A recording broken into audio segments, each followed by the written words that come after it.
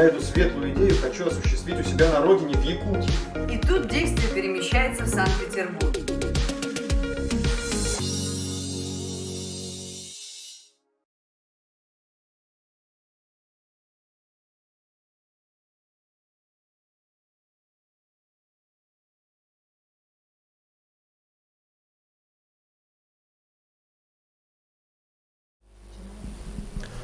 Доброе время суток.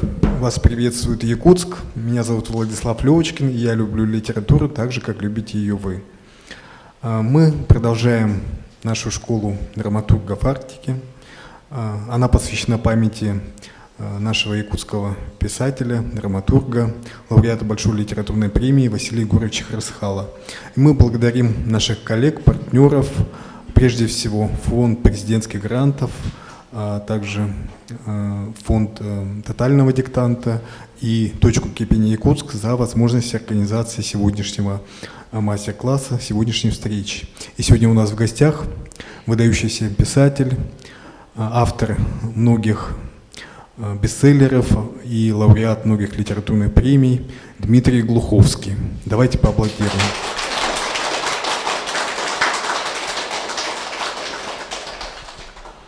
Как всегда, в начале нашего мастер-класса мы делаем просмотр читки, которая состоялась на ледоколе «Красин», которую поставила режиссер Ксения Никитина в исполнении артистов ведущих драматических театров Санкт-Петербурга. Пожалуйста, вашему вниманию.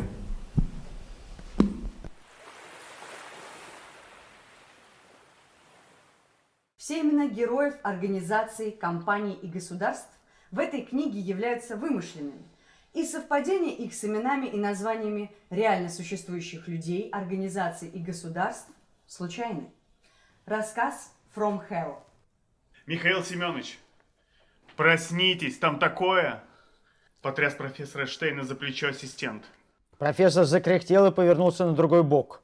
Ничего такого в этой бездарной и бессмысленной экспедиции быть не могло. Ничего, кроме кровожадной мошки, способной, наверное, сожрать за 10 минут целую корову. Ничего, кроме комаров размером с откормленную дворнягу. Ничего, кроме пота и водки. Да еще пыль, грязь и камень. Поперся на старости лет. Пшел! Михаил Семенович, бур провалился, и мы что-то нашли. Вас только в последний момент уже стали будить, когда поняли, что нашли. Что нашли? Мы не знаем. Ой, ладно, иди там, я сейчас соберусь.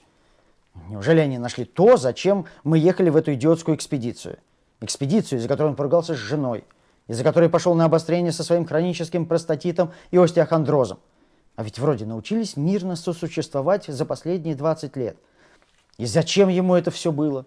А затем, что довольно успешный и довольно признанный доктор геолога минералогических наук профессор Михаил Сергеевич Штейн, советский и российский ученый, был совершенно недоволен своим положением. Он шел в науку, чтобы стать великим, чтобы сделать открытия, которые смогли бы перевернуть мир. А наработал в лучшем случае только на 1,5 строчки в энциклопедии. И случись ему откинуть копыта, эти бессмертные ослы в Академии наук еще придут потоптаться на его могиле, а потом сделают все возможное, чтобы статью в 1,5 строчки даже не включали в переиздание. Вражье. А тем временем он сделал величайшее, важнейшее открытие. Предположил новое место разлома земной коры. Если он оказался бы прав, всего через 3-4 миллиона лет территория нынешней России окажется разорвана между 2 новыми континентами. И это уже вопрос государственный. Но, конечно, за такую крамолу первосвященники из Академии сразу его распнут, если только он не сумеет предоставить доказательства, пробы пород, свидетельства процессов, которые идут уже сейчас, пока на больших глубинах. Профессор, ради бога, взгляните на это. Мамонта кусок, что ли, откопали? Или трилобита какого-нибудь? Что ж там такое? В середине лежала, подергивая огромными кожистыми крыльями, омерзительная тварь. Из разможженной плоской башки натекла лужа черной крови. Взгляд зеленых глаз с узкими горизонтальными зрачками был неподвижен, но веки опускались и поднимались еще время от времени, а ребра вздымались в редких тяжелых вздохах. Никита подстрелил. Откуда оно взялось? Из шахты. И как же, интересно, оно попало в шахту? Оно там было. Мы его освободили. Исключено. Исключено. На глубине 3 километра. Это антинаучно. Внезапно бестия вздрогнула, подняла голову. Горизонтальные, словно у козы, зрачки, совершенно неуместные на отвратительной харе, нацелились на Штейна. Пасть на акуле и манеру, усеянная острыми клыками, раскрылась, и тварь загоготала. Чудовищный, невозможный звук, смесь хохота и басовитого, слишком низкого для человеческого горла бараньего блеяния. Отсмеявшись, она запрокинула голову и подохла. А еще через несколько минут, когда солнце окончательно вышло уже из-за сопки, под его прямыми лучами туша вдруг задымилась и сгинула. Антинаучно. Из проклятого иркутского аэропорта Штейн улетал с некоторым страхом. После обнаружения странного создания над экспедицией словно повис страшный рок. Сторож спился и утонул. Занятые на шахте рабочие после очередной смены сбежали в тайгу и пропали там с концами. Одного из геологов нежданно поразил лунатизм, и во сне он попытался с топором пробраться в профессорскую палатку. И эта история с крылатой тварью, так и не получившая никаких вразумительных объяснений. А потом бур повис над бездной. Огромной, нескончаемой пустоты, вроде пещеры, если забыть, что на такой глубине никаких пещер быть не может. И одно это открытие уже обещало профессору некоторое бессмертие. Только теперь как докажешь? После того, как бригадир спустился в шахту с ящиком динамита и подорвал себя там на километровой глубине. Теперь уже никому ничего не докажешь. Профессор, атеист советской чеканки и космолит по безысходности, сжал в руке образок. Нет, лучше не заикаться даже. Иркутск, Москва на посадку, завопила перегидрольная хабалка в старорежимной униформе. Штейн украдкой прижал образок к губам. Ох, было бы неудобно, если бы коллеги застали его за целованием иконы. Хотя, говорят, Эйнштейн тоже верил. И ничего. А хоть бы даже и застали. В такой истории подстраховаться перед полетом не помешает. А что в Москве? Куда он там сунется со своей доказательной базой? Чего стоит свидетельство геологов, половина из которых летит домой в смирительных рубашках? И все, что у Штейна есть в арсенале, электронные файлы с записанными звуками. В бездну спускали эхолоты и микрофон. Маловато, чтобы перевернуть вверх тормашками всю науку. Недостаточно, чтобы обосновать совершенное Штейном открытие. А ведь он открыл преисподнюю. Дедушка, тебя к телефону, выговорила Алиса. Спасибо, зайка моя, иду. Штейн, сказал Штейн по телефону. Михаил Семенович, рекомендуем вам немедленно прекратить работу. Какого черта? Кто говорит? Говорят из больницы Алексеева. У нас тут проходит реабилитацию один из ваших коллег. Вам меня не запугать. Слышите? Вам меня не запугать. Алиса, которая под аккомпанемент телевизора строила из томов Большой советской энциклопедии 1935 года выпуска домик для своих кукол, перепуганно уставилась на деда огромными синими глазами. Михаил Семенович, если вы вздумаете куда-нибудь с вашими бумагами идти, мы за вами сразу неотложку отправим. Не запугаете. Запугаем. И гудки. Дедушка, у тебя все хорошо? Не знаю. Не очень. Штейну не хватало сил даже подняться с кресла у телевизора. У пенсионерки Нины Николаевны жизнь налажена, но в этом месяце ее пенсия будет повышена на 7,3%, и все станет еще лучше. Перед объективом предстала румяная и подтянутая старушка, гоняющая чаи на милой и уютной кухне. Дедушка, у меня к тебе вопрос. А почему в телевизоре все такое яркое? И почему всегда у всех все так хорошо? И так разве бывает? В этом году ассигнование на науку увеличится на 17%. Наш корреспондент Иван Петров заглянул в научный центр в Королеве и ознакомился с новейшими технологиями. Тут гагаринскую центрифугу используют для лечения болезней позвоночника. А это, Алисочка, потому, что телевизор – это окно в другой мир, в волшебную страну Зазеркалья. Там все очень-очень похоже на то, как у нас, но все по-другому. Там люди все счастливые, и у всех все получается, и денег всем хватает. Антинаучно. Ну, других объяснений нет. Дедушка, а вот в это твое Зазеркалье можно как-нибудь попасть? Вот хотя бы на минуточку, а? Надо очень хорошо учиться, соврал Штейн. Открыто крупнейшее в мире газовое месторождение. Запасы природного газа месторождения Сахалин-4 по предварительным оценкам составляют более 1,5 триллиона кубометров. Компания «Газпром». Вот, нечего было заниматься тектоникой. А надо было с геологоразведки туда идти, к газовикам. Есть ведь и среди геологов счастливые люди.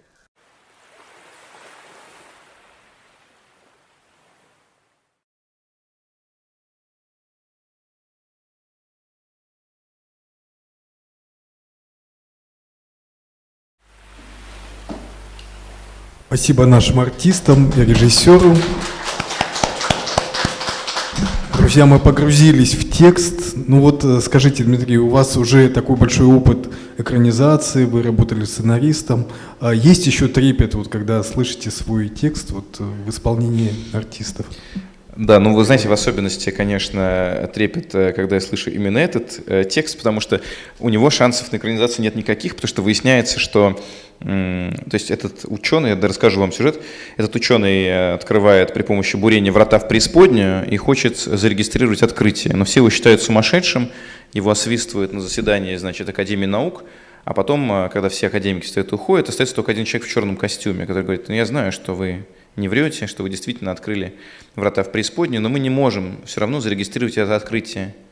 И этот Штейн говорит: ну почему же? Он говорит: ну потому что это открытие сделано до вас. Он говорит: а кто вы? Он говорит: а я из компании «Газпром». И мы давно уже, во-первых, все открыли до вас, во-вторых, наладили надежное партнерство с нашими, значит, соседями снизу, и берем у них газ, приходится некоторые вещи тоже нам на государственном уровне выполнять по взаимным обязательствам. Вот.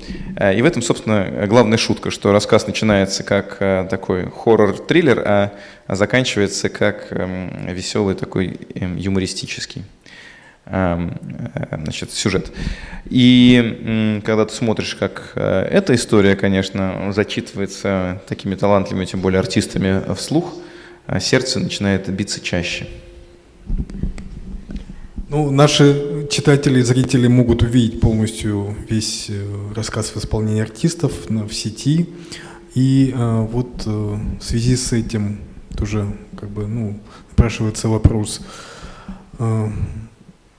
скажем, часто затрагиваете политические темы, да, но надо сказать, что здесь есть влияние и вообще в целом русской литературы ощущается в этом, поскольку так у нас сложилось, что часто, и вообще не только в России, а вообще в мире, часто писатель становится в оппозицию, да, к действующей власти. И здесь вот есть упоминание о том, что, конечно, все факты, которые изложены в рассказах, это являются вымыслом, это художественный вымысел.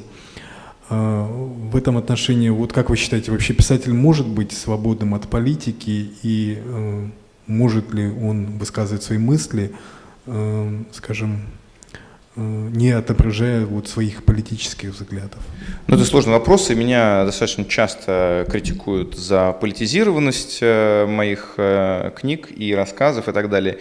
Но для меня это естественная совершенно часть работы моей, потому что я по образованию на самом деле журналист, международник, и за политической повесткой новостной и в России, и за рубежом еще со школьных лет слежу очень внимательно. То есть я в этом и более-менее разбираюсь, очень этим интересуюсь, и мне кажется, что это очень важная тема для исследования, тем более в такой стране, где все неоднозначно, как у нас, и где, в общем, движение к свободе, от свободы и обратно к свободе идет как бы поршневидно, скажем так, туда-сюда, где власть и народ находятся в отношениях не самых простых и так далее, и где власть осуществляется часто за счет, чаще всего сейчас, по крайней мере, за счет каких-то там манипуляций, дезинформации и так далее. А меня еще, как информационщик, это тоже очень интересует.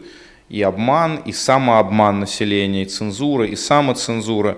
Это все вещи очень интересные и принципиальные для исследования. И мне кажется, что в России политическую повестку от общественной отделить очень трудно. Да? И политическими становятся темы, которые где-то в другом месте были бы, может быть, не такие уж политизированные, как, например, эпидемиология. Да? Допустим, хотя, с другой стороны, ковид везде стал политической проблемой, не только у нас. И в Швеции были серьезные разногласия, и там сейчас в Восточной Европе в связи с закупками спутника, например, там, и не знаю, там, в Израиле, где ускоренная вакцинация населения стала поводом для укрепления позиций действующей власти. И у нас, где занижаются, очевидно, цифры, потому что официальных смертей от ковида 100 тысяч, а разница в смертности с прошлым годом 500 000.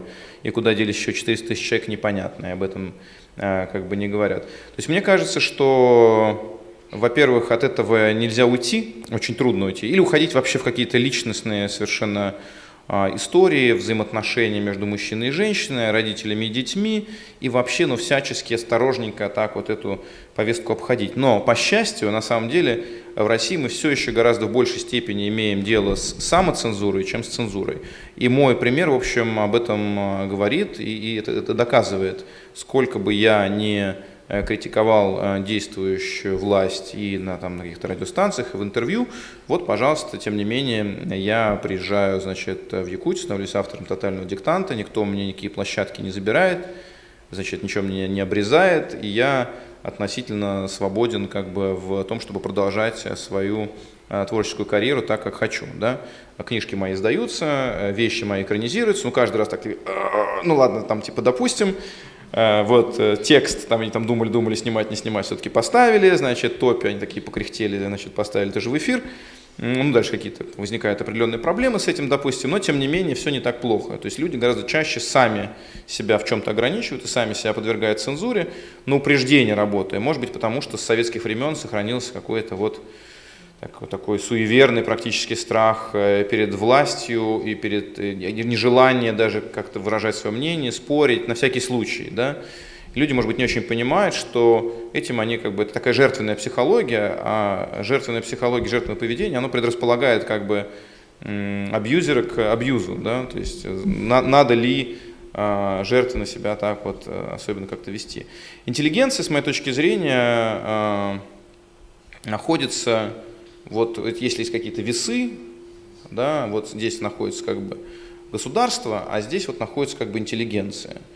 Так называемый простой человек не очень информирован, во-первых, о ситуации, он не очень в ней разбирается, не понимает причинно-следственных связей, и больше того, он просто занят повседневным выживанием. То есть его трудно упрекать в том, что он слишком доверчив, все списывает на происки врагов, пятой колонны или американцев, и не понимает, почему так все в его жизни обстоит, как обстоит.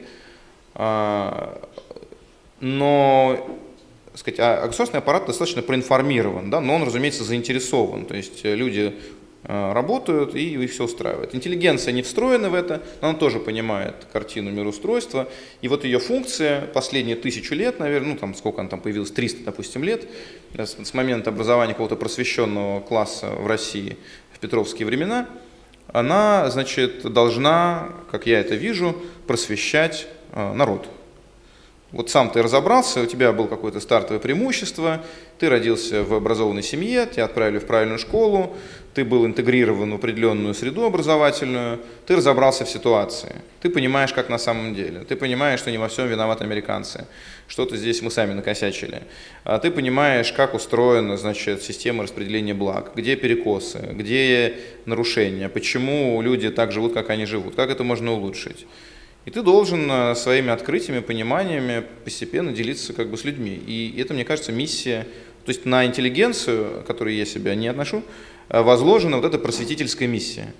То есть люди должны, интеллигенция должна быть с народом, да, но, разумеется, власть ее пытается всячески к себе переманить, награждает ее всякими значками, орденами, дачами, и всячески старается интеллигенцию охмурить, потому что это альтернативный центр, и более моральный, потому что менее заинтересованный центр общественного мнения и авторитета. Да, вот так. Поэтому, с моей точки зрения, избегать политических и острых тем для интеллигента и для автора вообще аморально. Да? Потому что кто-то должен об этом тоже думать. И речь не идет о каких-то революционных призывах, речь идет о том, чтобы помогать обществу двигаться эволюционно в правильном направлении, но это невозможно делать без критики. Да? И патриотизм, у меня когда меня выбрали филологический совет «Тотального диктанта» автором, собственно, «Тотального диктанта», были упреки, значит, в мой адрес в том, что я, дескать, русофоб. Русофоб – это человек, который ему не нравится партии правительства, да, видимо. Я-то считаю себя, наоборот, патриотом и считаю, что государство это одно, и чиновники это одно, а страна это другое, народ это третье, как бы все это вещи, которые не нужно смешивать. У нас часто это все в одно лепится, как бы если ты любишь государство, то ты любишь страну. Но государство это управленческий аппарат, он может быть несовершенен. Вот. И патриотизм, с моей точки зрения, любовь к родине, это желание родине развиваться, двигаться в правильном направлении. Да? Гуманизация, большая свобода, большая защита прав и так далее. Вот. И любить родину, значит, желать ей лучшего. А как ты ей будешь желать лучшего, помогать ей двигаться, если ты не указываешь на какие-то недостатки и не пытаешься их каким-то образом поправить. Вот. Поэтому совсем избегать этой повестки, мне кажется, не только скучно, но и не совсем морально. Вот развернутый ответ на этот вопрос.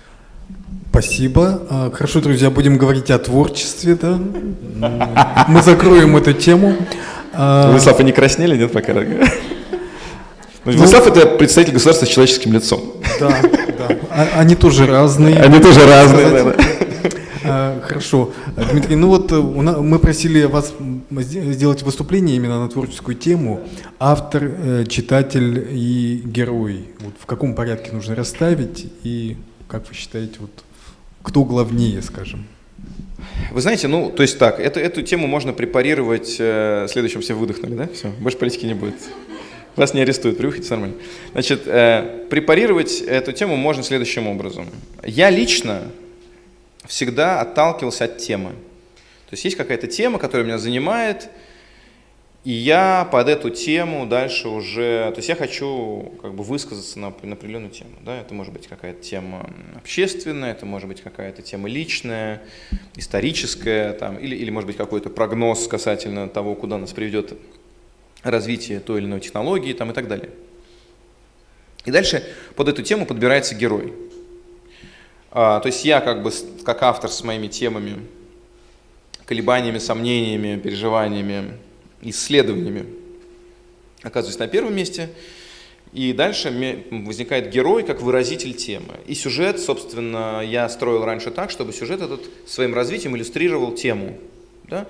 Человек читает, он думает, что он читает приключенческий сюжет. Я не чураюсь, в отличие от серьезных авторов современных, приключенческого сюжета, острого, интересного. То есть я считаю, что если ты хочешь, чтобы тебя вообще читали, тебе нельзя позволить читателю заскучать.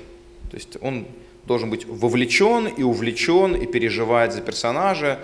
И только к концу этого сюжета приключенческого, когда все расставлено по своим местам, уровень метафорический совмещается с уровнем первым сюжетным, то есть ты понимаешь, что это было не просто так, да, а это развернутая метафора чего-то еще.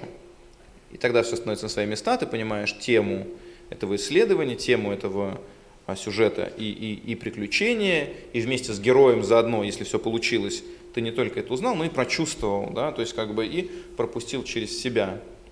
И дальше там находится, соответственно, читатель. Читатель тот, к которому либо ты адресовался при помощи рекламной кампании, если ты начинаешь, либо твой какой-то последовательный читатель, который знал уже твои более ранние вещи, или тот, которому посоветовали другие. То есть это сарафанное радио, такое распространение от одного человека к другому, просто по личному совету. И мне кажется, это наиболее правильная цепочка, потому что если отталкиваться от читателей, то есть люди, которые хотят кому-то потрафить, хотят кому-то угодить, начинают вырисовывать свою целевую аудиторию, предполагаемую. Вот моя целевая аудитория, это мальчики-подростки, которые, не знаю, то, что по-английски называется fun boys. Вот они читают комиксы, вот они любят фантастику, вот для них я сейчас напишу. Или моя аудитория это девочки или девушки, допустим, в университете, у них сейчас такой-то жизненный этап, а им, скорее всего, понравится вот это вот. И вот для них надо сконструировать какую-то историю, которая обычно в среднем нравится этому полу, этому возрасту, этому уровню образования и так далее. Это делают рекламщики, но мне кажется, очень неправильно писать истории, в особенности литературные сюжеты, исходя из какого-то вот портретирования целевой аудитории. Это очень бездушный подход. Во-первых, все люди разные, но при этом у них есть что-то универсальное и общее, разумеется. Если ты начнешь как бы что-то конструировать, исходя из какого-то расчета бухгалтерского, можешь быть уверен, то есть ты думаешь, что вот девушкам нравится, допустим, вот, ну, мы знаем, что есть популярность, там, была популярность, сейчас она немножко отступила, вампирских саг. Вот романтический образ молодого человека, который как бы вампир. На самом деле речь идет о дефлорации, то есть о том, что как вот ты расстаешься с невинностью, если он как бы тебя любит, во-первых, надо его в себя влюбить сначала, потом, если он тебя любит, то он подождет, прежде чем тебя кусать, так сказать, и пить твою кровь. Вот. И все это метафорически, со времен еще Брэма Стокера и Дракулы, секс — это метафора, как бы, ну, вампирский кус — это метафора секса. Но если меня эта тема как бы не волнует, потому что, во-первых, я не могу это прочувствовать, я не чувствую всех нюансов, чувств и оттенков, которые, и той бури, которая бушует в девичьей душе в преддверии как бы инициации этой. Нафига я буду за это браться? Ну, то есть у меня сегодня получится вместо значит, масляного какого-то такого портрета в пастельных тонах нежных получится плакат. Потому что это те чувства, которые могу предположить, да, допустим, я люблю и уважаю женщин, я очень много с ними разговариваю, и я из разговоров я слушаю, я понимаю примерно, как это ощущает и видит женщина. Но я это не могу сам прочувствовать, и зачем мне за это браться по чужим рассказам? Это будет, ну, такая фотокопия чужих чувств, не очень точная, огрубляющая цвета, нюансы и так далее. Не стоит за это браться. Точно так же, как бы, ну вот я пока маленький мальчик, пишу «Метро 2033», книжку свою первую, начал там в 16, закончил в 22, 25 она вышла на бумаге. Я пока нахожусь в этом как бы потоке ощущения мира, и тема, которая там обсуждается, раскрывается, это тема на поиск своего предназначения. Вот меня очень в этом возрасте, как и любого мальчика, и девочку тоже, волнует, кем я стану. Как мне правильно разобраться, каково мое предназначение. Как мне не упустить свой шанс вот куда-то вот, влиться в такое место, которое меня потом вынесет в правильную точку в жизни. Если я ошибусь, если я не на того пойду учиться, и не с теми свяжусь, и не туда пойду работать, и там уеду, а не останусь, или останусь, а не уеду, и так далее. Им жизнь моя пойдет наперекосяк. Да? Поиск предназначения. И метафорически это все, даже не то, что метафорически, это одно из важных смысловых наполнений книги «Метро 2033», когда главный герой, сам еще такой молодой мальчик, пытается понять, вот ему надо быть защитником Отечества или ему нужно вообще вот стать каким-то посредником между враждующими мирами. То есть он должен брать оружие, там, щит, меч и отбиваться от врагов, или ему нужно стать таким переводчиком, который поможет наладить вообще контакт с этим врагом. Он при этом боится воздействия врага на себя, боится подпасть под его влияние и так далее. Или другая какая-то тема, то есть связанная с тем, что я родился в 79-м, и Советский Союз распался, когда мне было там, типа 12 лет. И естественным образом на мое отрочество с 12 по, допустим, 16-17 лет пришлось время новой России, которая, вот Советский Союз, вот мы строили там 70 лет Советский Союз, у нас было четкое представление о прошлом, четкое представление о будущем, мы знали, ради чего мы так живем не очень, ради чего наши предки вообще погибали. Это был какой-то грандиозный, цивилизационный проект по переустройству мира, который придавал своим масштабам и грандиозности смысл нашим страданиям или нашему просто такому унылому достаточно, хотя может быть и спокойному существованию. И вдруг это все отменяется, люди, которые этим проектом как бы руководили, начинают заниматься приватизацией, то есть выяснилось, что не такие уж они и марксисты. И все, во что они нас заставляли верить, они сами, оказывается, не верили, потому что они, собственно, являются главными бенефициарами нынче приватизации и так далее. И мы как бы остаемся сами такие по себе, все начинает разваливаться, вклады сгорели, республики советские отвалились, деньги кончились, все приходит в упадок, фонари горят, асфальт потрескался и так далее. И вот это просто ощущение жизни в 90-х годах, в котором я естественным образом в 12, 13, 14, 15 лет формируюсь.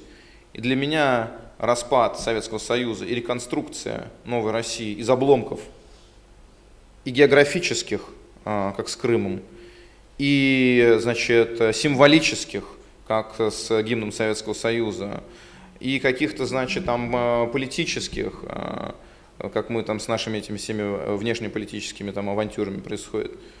Это все отражается в том мире, который я описываю. Хорошо, там случился полный конец света, люди вот закрылись в метро, прошлое для них это что-то светлое, а будущее для них что-то страшное. И вот они сидят в таком ограниченном музейном пространстве станции метро, построенных там дедами их из мрамора и гранита, и они не могут из него никуда выйти. Это мое уже постфактум осмысление. А там я просто интуитивно все это описано. Но в это войти второй раз очень трудно. То есть ты просто в этом находишься, ты это с себя как бы пишешь, лепишь, и вот из сочетания этих факторов получается герой, получается тема. Она оказывается созвучна времени и созвучна ощущениям возраста и поколения, и становится книга популярна, с одной стороны, сначала среди подростков, потому что я сам был подростком, когда все это придумывал, ну и потом она каким-то образом созвучна духу времени, потому что вот сконструировать такую вещь постфактум, вот я сейчас, то есть я не знаю, как дядечки всякие такие седые пузатые пишут литературу для подростков. То есть с моей точки зрения, либо они не повзрослели, либо они врут. Вот, и притворяются. Как бы на меня пионерские штанишки не влезают, больше не налезают. Все. Как бы не застегивается. Все. Я из этого вырос. Значит, все уже, понимаете? Поэтому, с другой стороны, я к этому своему возрасту и к начинающимся сединам, значит, что-то другое, с какими-то другими ситуациями жизненными столкнулся, что-то другое на себе прочувствовал, разобрался в том, что в массовой культуре на какие-то темы много вранья, просто на личные темы, да, какие чувства, когда людям положено испытывать, например. Ты понимаешь, что на самом деле ты испытываешь другие чувства, они немножко неловкие, поэтому про них мы говорить не будем. Нет, почему же не говорить? Давайте наоборот поговорим. Потому что когда ты начинаешь о них рассказывать честно, ты понимаешь, что на самом деле они плюс-минус универсальны, просто не принято признаваться в определенных вещах. Очень мифологизирована любовь, очень мифологизировано отношение к детям и к родителям. Часто это бывает далеко не так искренне, тепло, ярко и однозначно. Да? И если ты просто даешь себе труд и смелость находишь честно и искренне описать свои взаимоотношения с близкими людьми, вдруг это резонирует с достаточно широкой аудиторией. Все, оказывается, имеют терки с родителями, как ни странно. Одного ребенка любят больше, чем другого, хотя в этом не признаются. И каждый раз, когда они говорят своей любимой женщине: да, я тебя тоже люблю, они имеют в виду что-то другое. В особенности, когда она говорит: я тебя люблю, а ты меня. Ты говоришь: тоже, я тебя тоже люблю. Но в этот момент ты можешь испытывать какие-то противоположные чувства. А когда ты будешь говорить: я тебя люблю, она, может быть, тоже в этот момент не испытывает этого. Да? То есть все это очень мифологизировано, заштамповано, заклишировано. И мы думаем, что это и есть правильный мир. Мы думаем: со мной что-то не так. Как же я могу не любить свою жену, например?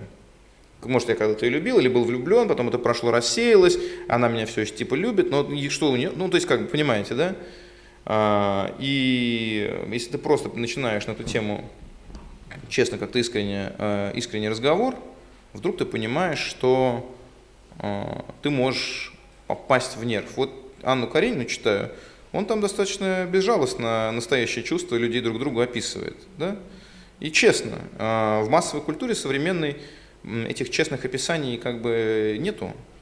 А у него так чистый, простой язык, и вот сидит один человек у ложа умирающего своего отца и ничего не чувствует. Он думает: что-то я ничего не чувствую, да, Господи. И так в жизни тоже бывает. Да, что вот ты пришел на похороны и стоишь, смеешься. Это вроде твой близкий человек, а ты вместо все плакать должен, а смех разбирает. Думаешь: со мной что-то не то. И изображаешь какую-то скорбную гримасу. И вот похоронили человека, так ничего не почувствовал, а потом еще год ты каждый день о нем думаешь, и тебя накрывает постепенно. Вот правда-то. Да? Но в кино такого было. В кино все стоят на похоронах, плачут, женщины там такие. Кто из них что чувствует, неизвестно. Но, то есть, если есть возможность, вот к чему я говорю, и в каждом возрасте найти что-то точное, пронзительное и настоящее, что ты можешь описать. Конечно, Толстой уже описал все. А Достоевский вообще был псих, поэтому как бы на его описание лучше не ориентироваться, потому что у него специфика психиатрическая. Но тем не менее, для каждого нового поколения есть необходимость в каком-то современном голосе, который с соответствующим сленгом, со соответствующими какими-то культурными или реалиями или актуалиями, реперными точками, там, не знаю, брендами, понятными какими-то отсылками к датам, годам, политикам, не знаю, там, культурным деятелям и рекламе на улице, то есть какой-то узнаваемый мир, в котором опять разыгрываются вечные темы. Короче, мораль какая? Отталкиваться от читателя, с моей точки зрения, не нужно. Тем более в литературе, у которой нулевой бюджет.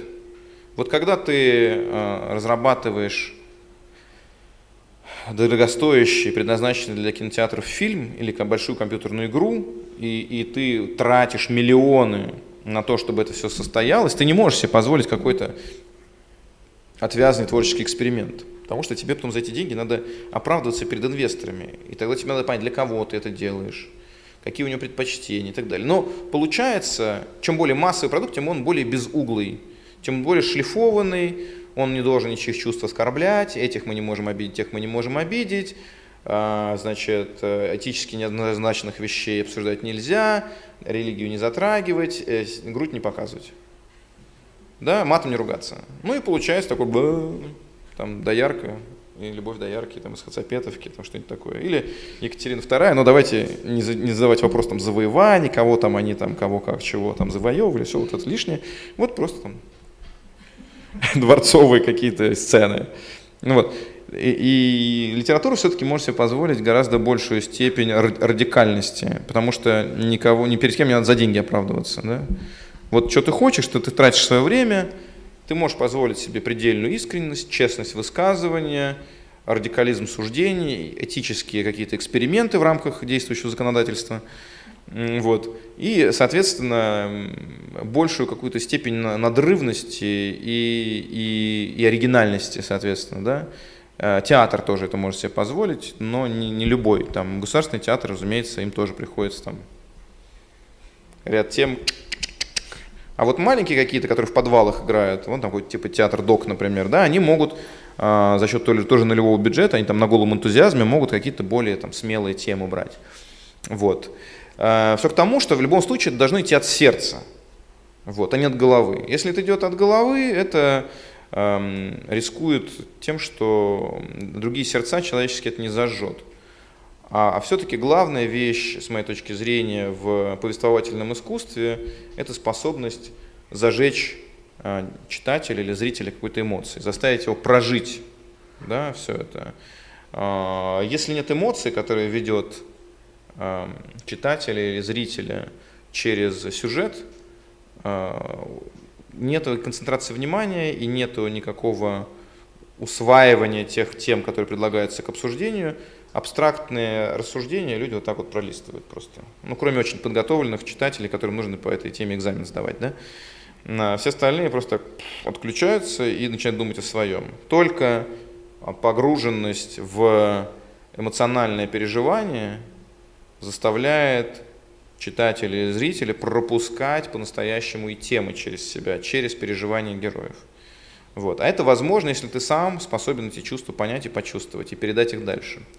Вот. Так что я бы сказал, что результат моих жизненных открытий, может быть банальных, и совпадающих с канонами вообще драматургического искусства, заключается в том, что все должно идти от сердца и от души. Это просто более надежный путь. Когда это идет от головы, от холодного расчета, гораздо больше опасность того, что получится мертворожденное, нежизнеспособное дитя. Дмитрий, ну вот у нас, конечно, много вопросов будет у аудитории, и у нас на самом деле зрители со всей страны нас смотрят, и я с удовольствием хочу передать слово Центральной городской библиотеке имени Толстого, Севастополь, модератор Елена Нутраченко, пожалуйста. Добрый день. Здравствуйте. Я хочу передать слово для приветствия советнику директора Департамента культуры города Севастополя Савушкиной Марии Александровне. Коллеги, добрый день. Рады стать частью вот этой прекрасной встречи в Якутске. И особенно приятно то, что именно ваш регион выбран столицей этой просветительской акции. И все-таки как здорово, что несмотря на огромную разницу в километрах, многотысячную, и 6-часовую разницу во времени, у нас есть возможность пообщаться с автором текста диктанта, с известнейшим автором Дмитрием Глуховским. Это здорово, правда. Особенно приятно, что организаторами был выбран такой интересный формат, что сегодня у нас есть возможность поучаствовать в мастер-классе Дмитрия, а завтра строчки автора текста напишет вся страна.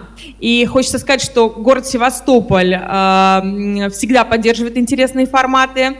Севастополь за продвижение различных творческих интересных форматов и мероприятий. И одно из знаковых событий нашего региона – это фестиваль «Книжный бульвар». И в этом году тема достаточно интересная, книги детям, о детях и для детей. Как уже понятно из названия, что все на этом фестивале будет посвящено, все мероприятия направлены на повышение интереса у ребят, у детей, у подростков к чтению. Мы вас приглашаем на это мероприятие, и ваших молодых писателей, молодых авторов мы приглашаем на конкурс, который называется «Многообразие», и очень надеемся, что с вами выберем такой интересный формат, потому что наши мероприятия всегда полны различных направлений. Это и квизы, и мастер-классы, и презентации, и именно с вашим регионом выберем что-то такое интересное, что действительно будет знаковым. Нам есть чему у вас поучиться. Вы самый читающий регион 2020 года, это особенно приятно. И мы открыты к сотрудничеству, открыты к дружбе с вами, с большой теплотой, весенним настроением и любовью. Ваш Севастополь. Спасибо большое, Севастополь. Очень приятно услышать такие слова. Но у Севастополя есть возможность задать вопрос автору, тем более у нас сегодня состоится конкурс, и авторы лучших вопросов получат книгу с автографом автора, и если это будут вопросы из Севастополя, мы обязательно туда отправим эту книгу. Ну, в таком случае предлагаем такой формат. Мы задаем несколько вопросов сразу, да, чтобы как-то сжать немножко время, а если Дмитрий не возражает, он сразу на них ответит. Если запомните. Дмитрий, проблемы с памятью, да? Ну давайте, краткосрочно. Или все-таки вопрос-ответ, как вам удобнее? Давайте начинаем и как пойдет. Хорошо. И у нас сегодня собрались те наши читатели, которые завтра будут писать по вашему тексту тотальный диктант. Вот. И поэтому я предлагаю тем желающим задать вопросы. В аудитории есть вопросы? Здравствуйте, Дмитрий. Здравствуйте. Скажите, пожалуйста, вот вы за свою жизнь побывали на Северном полюсе, на Байконуре, в Чернобыле. А какие еще места бы вы хотели посетить в своей творческой жизни? Спасибо большое. Спасибо большое. Слушайте, ну на самом деле есть масса мест, где я никогда не бывал. И вот в Африка, Черная Африка, например, вообще совершенно для меня континент неисследованный. В Юго-Восточной Азии я тоже не бывал никогда. Я бы с удовольствием и в Антарктиде бы побывал. То есть есть места, ну в Латинской Америке я был точечно, буквально в одном месте.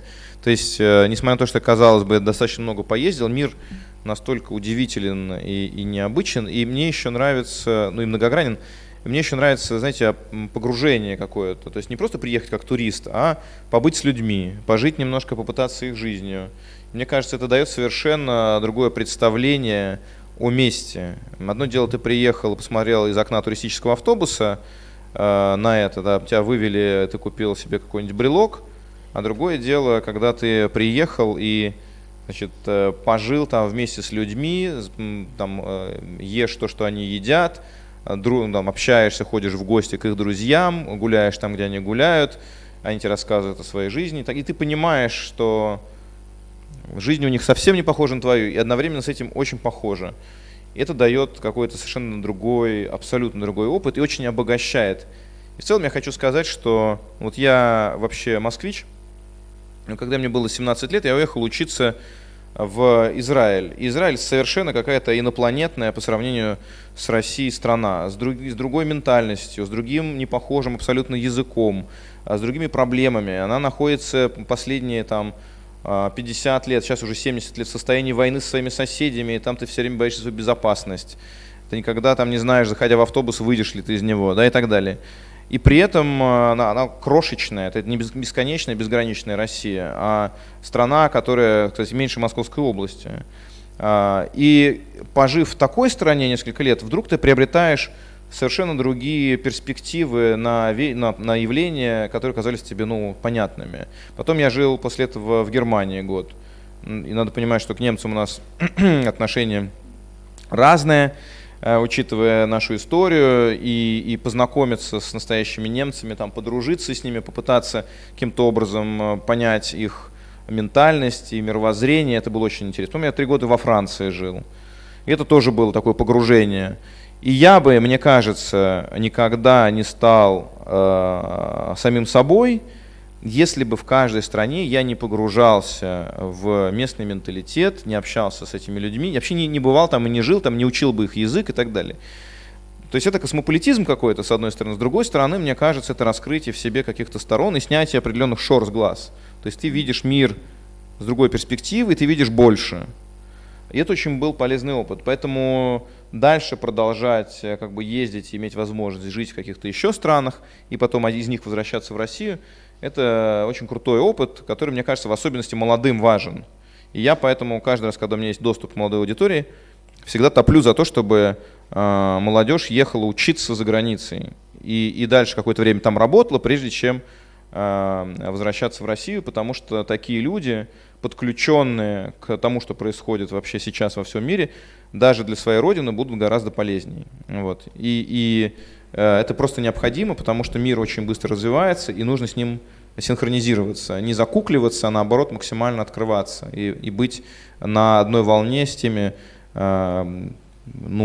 огромными изменениями, которые сейчас по всему миру происходят. Вот, отвечая на ваш вопрос.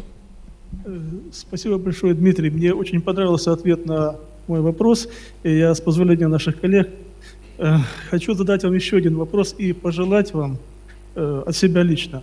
Вот вы сказали, что вы были во многих странах Европы, назвали Израиль, Францию, Германию. С моей стороны, я бы хотел сказать так, что так сложилось исторически, что вся Европа так или иначе была в гостях в Севастополе на всей исторической перспективе. И была вот на этом оселке, да, исторической нашей великой страны. Я бы вам хотел пожелать, чтобы вы среди своих, так сказать, в свое занятое время все-таки нашли момент и посетили наш великий исторический город, посмотрели на наши памятники культуры, истории, связанные с историей нашей огромной страны. Вот. Как бы так. Я надеюсь, большое. Что опыт посещения нашего города найдет отражение в вашем творческом деле. Спасибо Я большое. вам это искренне желаю. Как-нибудь доеду. Всего хорошего вам. Спасибо. Спасибо большое. Спасибо Севастополю. Мы тогда перейдем на нашу площадку. Пожалуйста, присутствующие в зале, у вас тоже есть возможность испытать свою удачу и задать вопрос нашему гостю. Так, пока мы думаем, вот установлен микрофон, пожалуйста, подходите, занимайте очередь. Не стесняемся. Пока мы думаем, такой вопрос хотел бы уточнить. Тоже, возможно, у меня есть шанс получить автограф. Дмитрий, вообще получается, вы сейчас только писательством занимаетесь, вы не занимаетесь журналистской деятельностью?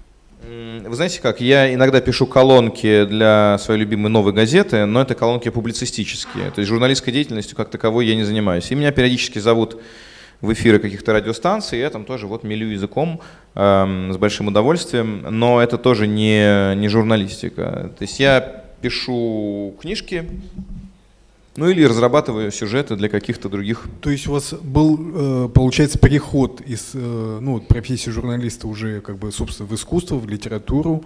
Насколько он вам легко дался, вам нужно было на что-то решиться? Потому что, ну, как правило, вообще вот заниматься только писательством не каждый может себе позволить, да, обычно, ну, мы уже как бы с другими авторами тоже общаемся, обычно совмещают либо с преподавательской деятельностью, либо журналистской, либо с чем-то еще.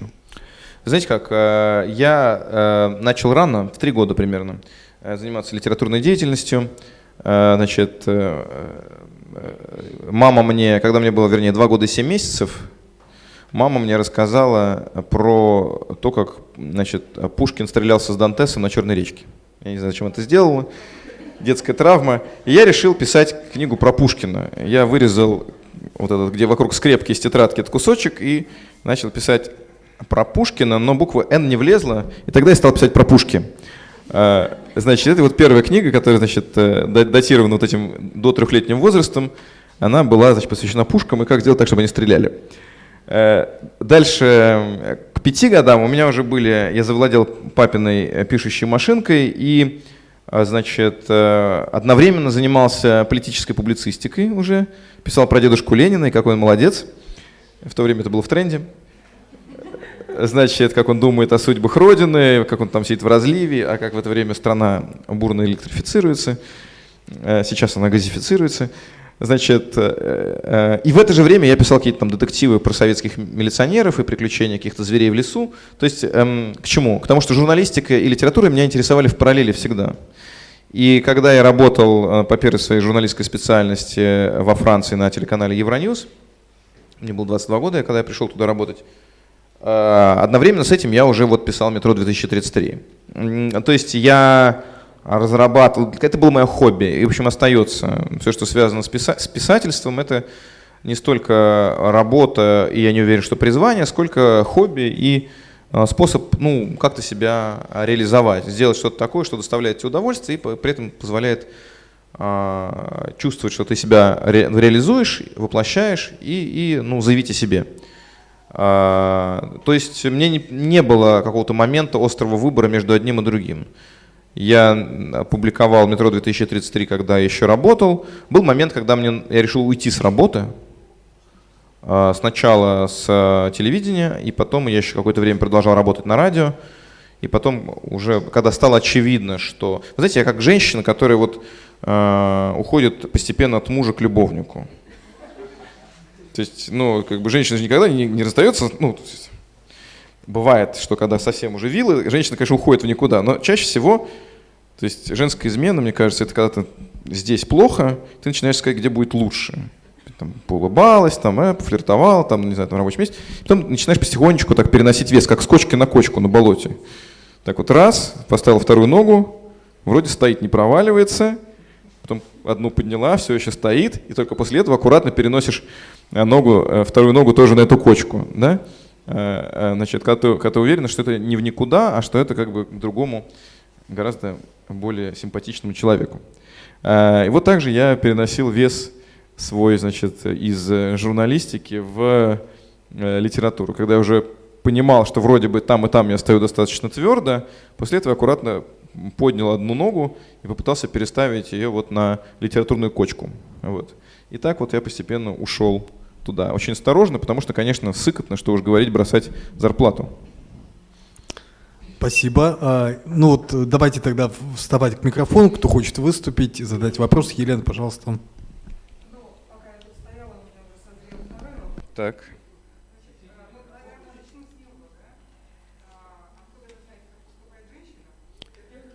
Так. Второй вопрос, точнее, это...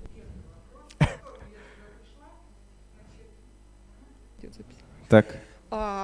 Я уже поняла, что писатель должен прожить жизнь своего героя, да?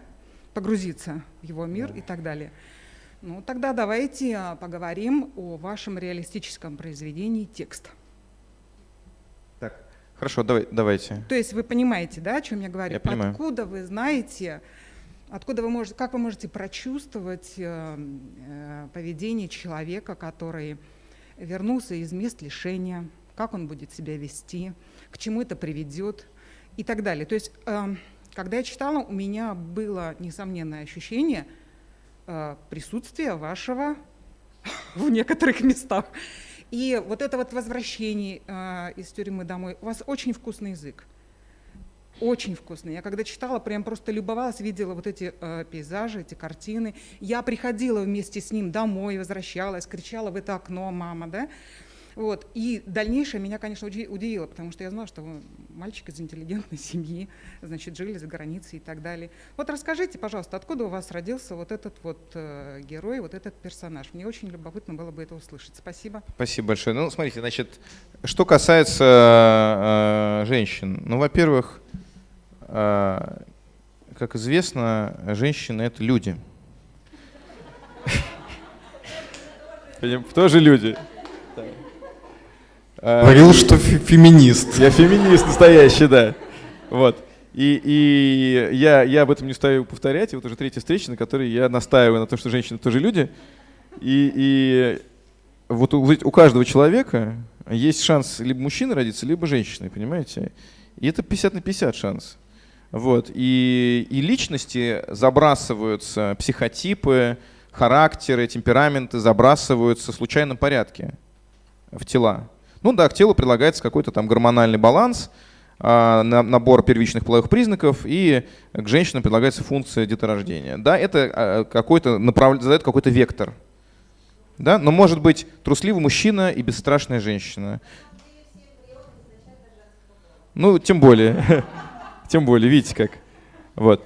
И так далее. То есть, как бы, может быть болтливый мужчина и молчаливая женщина. И вот эти все какие-то клейма, которые лепятся на гендер, они очень условные.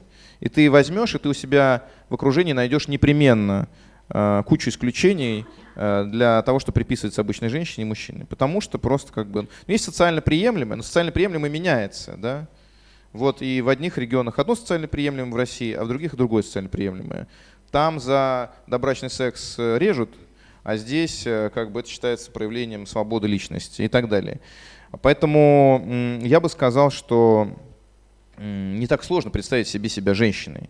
Да, несмотря на то, что я вот как раз гетеросексуальный мужчина, но я думаю, что вот у писателя, как у актера, который работает по системе Станиславского, есть возможность как бы погружения в мир другого человека. Да? Ты можешь представить себе себя при определенных обстоятельствах, и ты почувствуешь те императивы, которые чувствует человек. Вот если мне скажут, что мне как бы сейчас, если я буду там, не знаю, в мини-юбке ходить, это плохо, а вот такое хорошо. Но через какое-то время я адаптируюсь. Может, я там повозмущаюсь, но тем не менее я там буду вот этим нормам следовать. Да? Вот так нельзя себя вести. Первым знакомиться, подходить нехорошо, потому что это нескромно. Значит, надо себя в первую очередь посвящать семейной жизни. Вот я вот на предыдущей встрече этот пример приводил. У меня все мое поколение людей, которые мне знакомы, очень заботливые отцы. Они много времени проводят с детьми, значит, при разводе занимаются, обязательно там выходные, иногда и больше и так далее. Вот поколение моих родителей смотрит на меня, а я вот как раз в разводе, и много занимаюсь детьми своими. Вот. Они говорят: какой ты молодец, вот какой вот вообще-то удивительный. Я говорю: ничего удивительного, у меня все мои друзья, у кого есть дети, все так себя ведут. Но это же новая какая-то тема. Потому что для них, для тех, кому сейчас 60, это типа, ну, мужик, он там на работе, там что-то он там в шахте, там в забое, что-то это, а женщина сидит с детьми. Все уже не так. Значит, люди быстро и относительно, вот сейчас вот этот весь дебат по поводу гендера, по поводу феминитивов, ну вот новая какая-то волна там, которая еще больше выравнивает мужчин и женщин в правах, слава богу. Но это все говорит о том, что все-таки разница в личности и психотипе, она гораздо важнее, чем разница в гендере. Да? И поэтому несложно представить себе себя женщиной, раз. И два, это то, что просто я много общаюсь с людьми, а 50% из людей женщины, и мне очень интересуют, конечно, вот эти, я всегда с большим интересом это изучал, расхождения как раз вот в том, как люди к отношениям относятся, как их воспринимают, и что, опять же, из этого идет от сердца, а что идет как бы от ума, и что ты делаешь вынужденно, а что потому что ты так хочешь. Да? Вот. Что касается героя текста, то, ну да, я не сидел в тюрьме пока. Да? Ну, как говорится, у нас никто не гарантирован от этого. Значит, я как бы, и, типа, как бы из хорошей семьи, но, значит, и я учился за границей, да, и вот, значит, как же я могу про, типа, простого чувака из Лобни написать? Ну, на самом деле, я сам простой чувак из Строгино. Мы до моих 14 лет жили в крошечной квартире на 37 метров, двухкомнатной в Строгино. Строгино от Лобни отличается не очень сильно. Такие же блочные дома панельные. Ну, там, допустим, это хрущевская, а здесь такая брежневская, допустим, генерация этих многоэтажек. Значит, две тети у меня и мама сама из маленького города в Костромской области. И я там провел все свое детство. Они учители школьного языка, школьные учителя русского языка и литературы.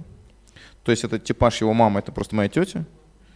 Вот, значит, а он как бы условный мой двоюродный брат, которые супер простые чуваки все. У меня 4 двоюродных брата там, они потом разъехались, там один в Мурманске, один на Сахалине, и, значит, один еще, и два вот в этом городе остались. Вот, все, то есть я как бы, ну, понятно, что я приезжал на все каникулы туда, я, конечно, был таким городским мальчиком, немножко борчуком, но, тем не менее, все это вот, ну, как бы реальности, реалии, которые я понимаю, чувствую, и больше того, они для меня родные, да, поскольку это все детство, оно гораздо более глубоко сидит, чем какие-то уже более наносные, более поздние опыты, связанные с моей там заграничной жизнью или еще чем-то. Вот и все. А дальше, ну вот я беру понятные мне обстоятельства, понятные декорации и помещаю в них. То есть я могу себе представить себя таким человеком, потому что я их знаю. За французского революционера я бы не стал писать книжку, потому что там слишком много нюансов, да, и воспитательных, и личностных, и социальных, которые я не могу себе представить. Здесь ничего сложного нет. Но все равно я еду в Лобню, нахожу дом, куда я заселяю главного героя, я хожу, изучаю, что там вокруг, фотографирую там на телефон всякие ржавые карусели, всякие помойки в граффити, думаю, где он там водку будет покупать, где он там будет, у него ларек с шаурмой, как школа, нашел школу, как он идет к школе, подумал, где будет жить его девушка, заселил девушку в какой-то дом, нашел ее балкон, подумал, как он будет кричать, где они там целовались, чем пахнет в этом балконе, понюхал в подъезде, там кошками, мочой или паровым отоплением, 3 основных запаха советских подъездов.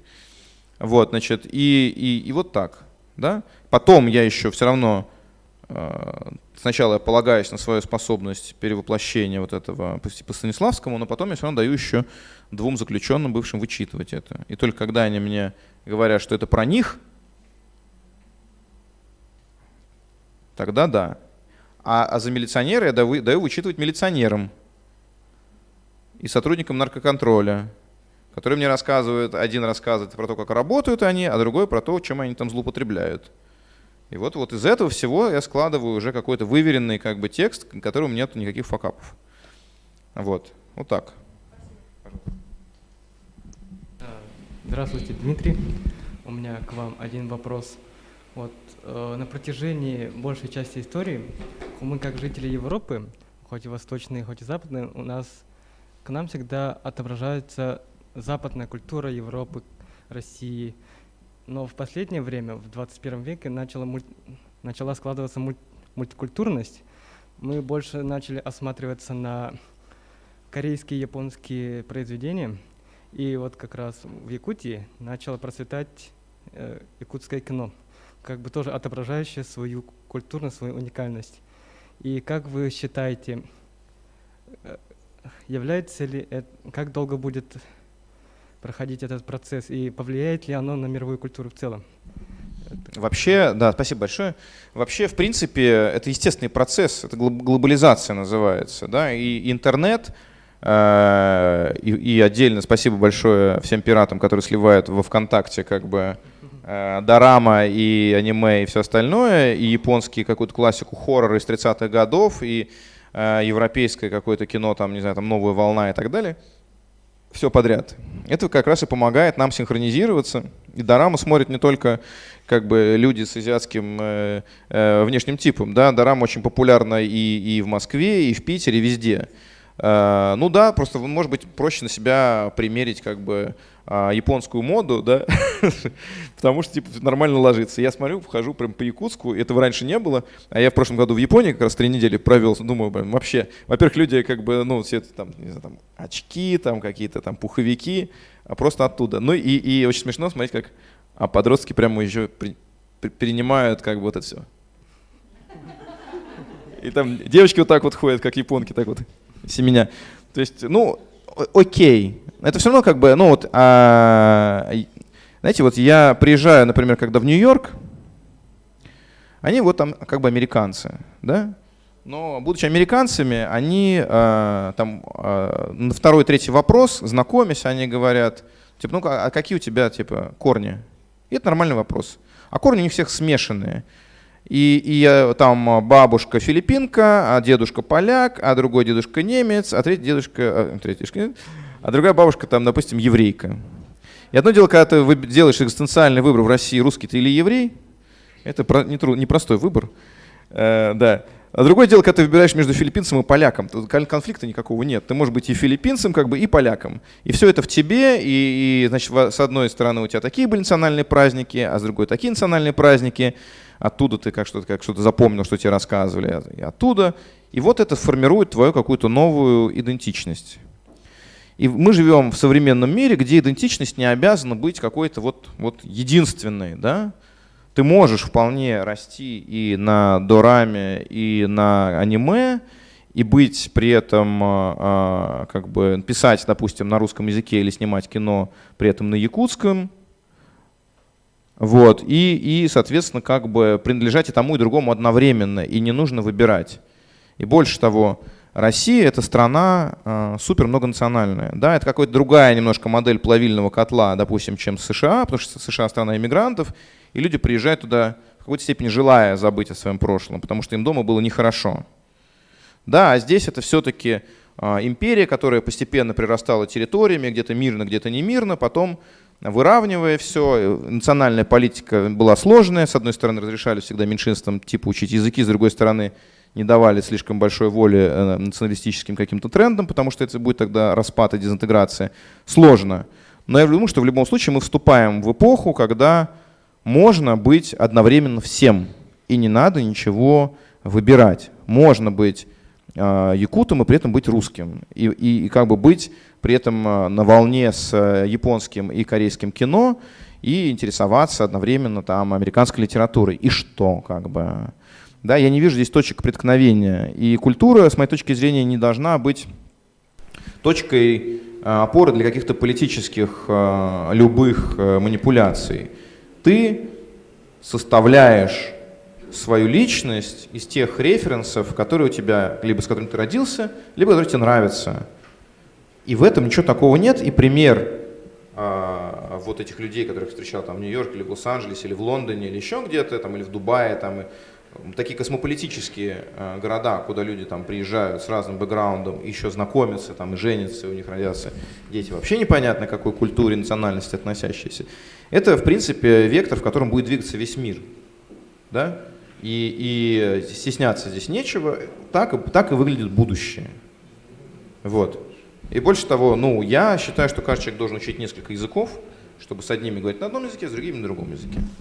Друзья, еще вот два вопроса. Вот вы были в очереди, да?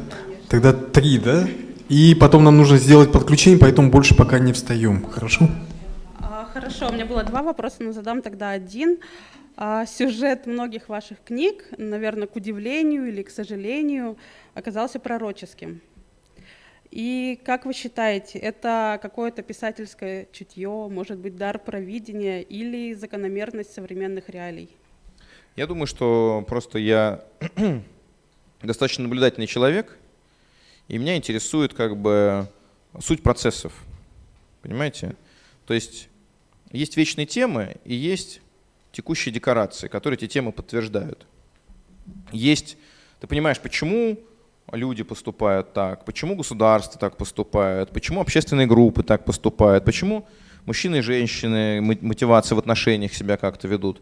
И когда ты, то есть я всю жизнь так или иначе, не то чтобы специально академически, но просто из-за природного любопытства занимаюсь изучением этого. И когда ты какие-то процессы, суть их понимаешь, ты можешь их как бы проецировать на будущее. То есть вот сейчас процесс идет, мы дошли до этого момента, дальше будет вот это. И ты дальше рассказываешь, что будет, где мы будем через год, через 2, можешь догадаться, через 4 года, через 5. И с точки зрения не знаю, там, политики с точки зрения общественных каких-то там перемен и так далее. Вот. И это прогнозирование называется. И ты можешь часто какие-то вещи угадать. Иногда не всегда, но часто ты можешь их угадать. Но бывают, конечно, мистические совпадения, которые никак не объяснить. У меня в рассказах о родине был рассказ, значит, где Путин с Медведевым ныряют с аквалангами вместе. Там, правда, они, значит, от акул спасаются, но вышел рассказ, и через 2-3 года они взяли и нырнули вместе с аквалангами. Может быть, в администрации прочитали президента, да, у меня там как бы есть знакомые люди. И такие, о, кстати, тема. Я говорю, ну, если когда-нибудь надо будет нырнуть с аквалангами. Но, конечно, полет со стерхами я предусмотреть не мог никак. Это было очень смело, очень радикальный шаг. Здравствуйте. Прошлый мастер-класс школы драматургов Арктики был с Андреем Геласимовым, и мы обсуждали тип северного человека. Вот вы были в Якутске 2 раза, и, очевидно, имеете какой-то опыт общения с людьми, которые проживают на севере. И, наверное, у вас сложилось какое-то представление о северном человеке. Итак, вопрос. Какой же он, северный человек, по вашему мнению? Спасибо. Спасибо большое. Слушайте, но если говорить о... Я не взялся бы прямо утверждать, что северный человек, он какой-то вот не такой. Ну, во-первых, просто люди здесь, разумеется, просто из-за того, что город меньше, более открытый, да, потому что в больших городах, в особенности конкурентных, и куда люди приезжают, определенный тип людей приезжает, чтобы преуспеть, бросают свои дома, семьи и едут за успехом. Это люди с определенным заводом внутри, серьезным, пружиной, конкурентные, заточенные на успех, значит, ну и даже если они эмпатичны, да, они эту эмпатию подавляют в себе, потому что это мешает им конкурировать. И они не слишком доверчивы, потому что, опять же, они находятся в очень конкурентной среде. Большой город, Москва, фактически можно в России преуспеть только в Москве, по-настоящему вот что-то сделать такое, прорваться. Да, очень маленькие шансы, оставшись в каком-то небольшом... Ну, с интернетом больше этих шансов, да, стало. И с отсутствием необходимости подключиться вот прям к какому-то такому, ну, физическому присутствию там, да. Можно там какой-то блог сделать, и можно песню спеть, и можно, не знаю, что-нибудь такое отчебучить, как вот происходит с якутским кинематографом, локально и на низких бюджетах, который при этом за счет своей уникальности, необычности, оригинальности выстрелит более широко. Вот. Но тем не менее, все еще важно в большинстве случаев куда-то там приехать. И вот, конечно, Москва такой город получается достаточно жесткий, люди не торопятся друг другу открываться. Кому-то это кажется, может быть, лицемерием, хотя, может быть, это защитная реакция и так далее. А сюда ты приезжаешь, во-первых, это очень понятно, что дело.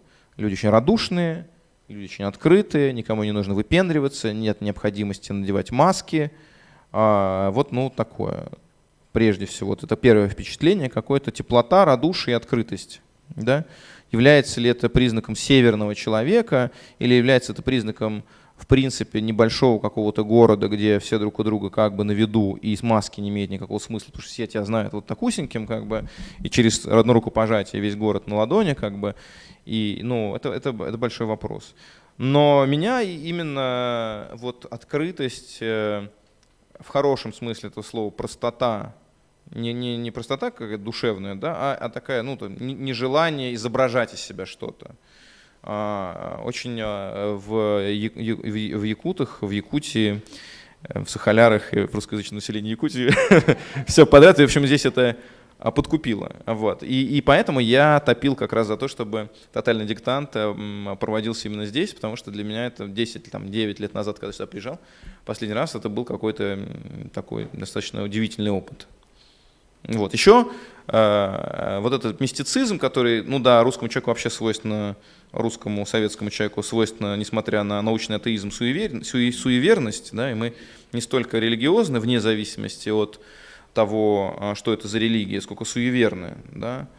Но здесь как вот проникновение мистицизма через шаманизм какой-то вообще во все сферы жизни, от совета психолога до совета гинеколога, до совета политолога, вот, это, ну, как бы, это удивительно, и это классно, потому что вместе с комбинацией, как бы, такой, все-таки довольно, ну, там, вот этой типовой советской архитектуры, русского языка совершенно безакцентного и на очень высоком уровне. Мне кажется, вот любая национальная республика не может сравниться с тем, насколько как бы здесь вот круто люди по-русски говорят, и без акцента, и все. Ну, небольшой такой уральский говорок, но как бы ничего такого нету. Вот. И все это вместе вот все дает какое-то такое удивительное совершенно ощущение. То есть как бы я вот это на встрече привел параллель, типа ты прилетаешь на Марс, а там уже наши. Здравствуйте, Дмитрий. Как известно, любая творческая профессия – это порыв. Ну, то есть это какие-то эмоции, то есть когда делается, тогда делается. То есть практически нельзя заставить.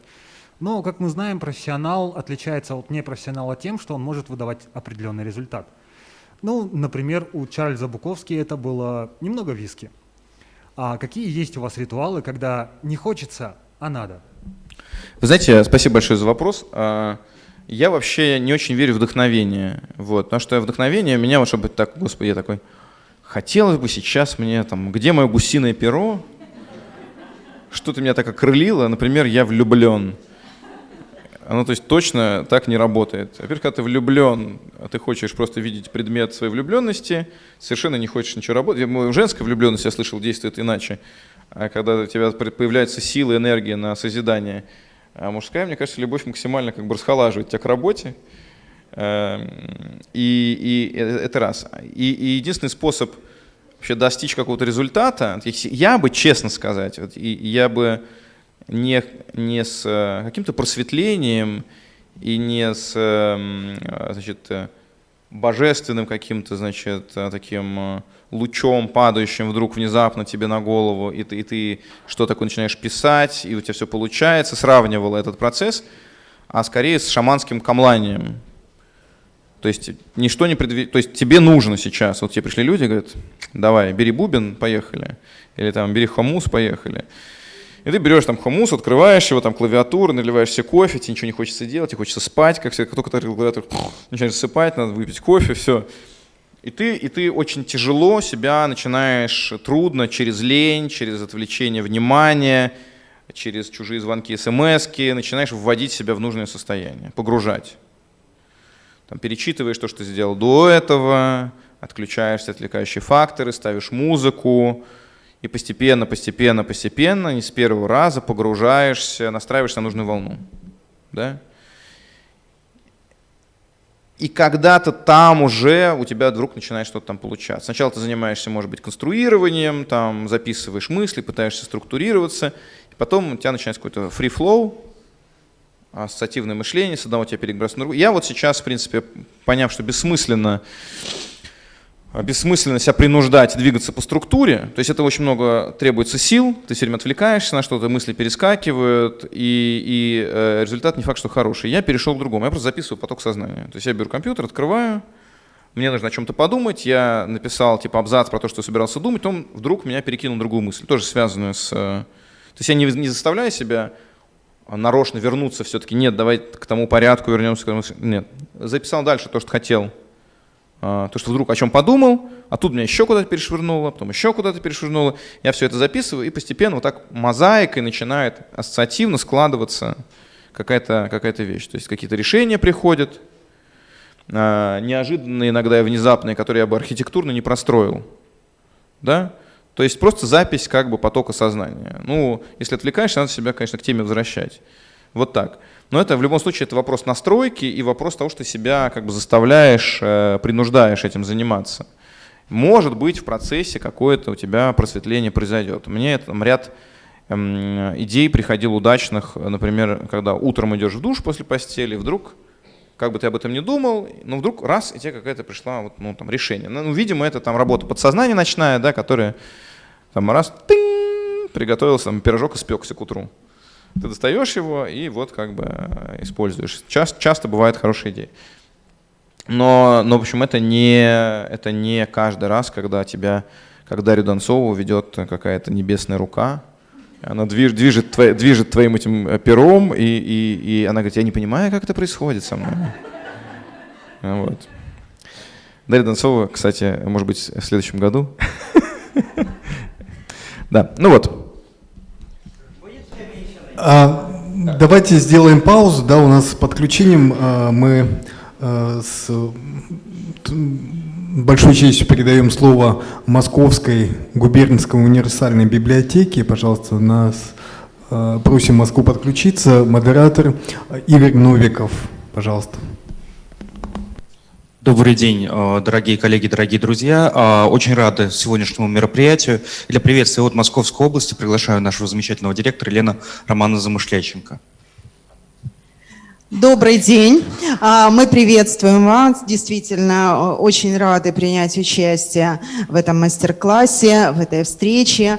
Московская губернская библиотека присоединяется, как и все 950 библиотек нашей Московской области. Завтра все наши подмосковные библиотеки, конечно, будут участвовать в тотальном диктанте. Это наша уже не первый год история. Мы все очень активно. И сейчас в библиотеке, мы просто замечаем в нашей Московской области в библиотеках такой потрясающий бум, когда к нам приходят все больше и больше молодежь и участвуют и не только в тотальном диктанте, и в жизни библиотек, приходят к нам на работу, приходят к нам на мероприятия, ведут мероприятия в качестве волонтеров и различные активности предлагают, которые мы подхватываем. И, конечно, Дмитрий, мы очень надеемся, что мы увидим вас в Московской области на встрече. Мы вас приглашаем и будем очень рады этому. Спасибо большое. Не буду отнимать время на драгоценные вопросы, которые у нас тоже накопились. Спасибо. Да, добрый день еще раз. Да, у нас есть несколько вопросов, подготовленных из зала. Кость, как раз-таки я знаю, что ты ждал это с нетерпением. Кирилл, дашь микрофон? Добрый день. Здрасте. Вот, я хочу задать два вопроса, если можно, так один кратенький.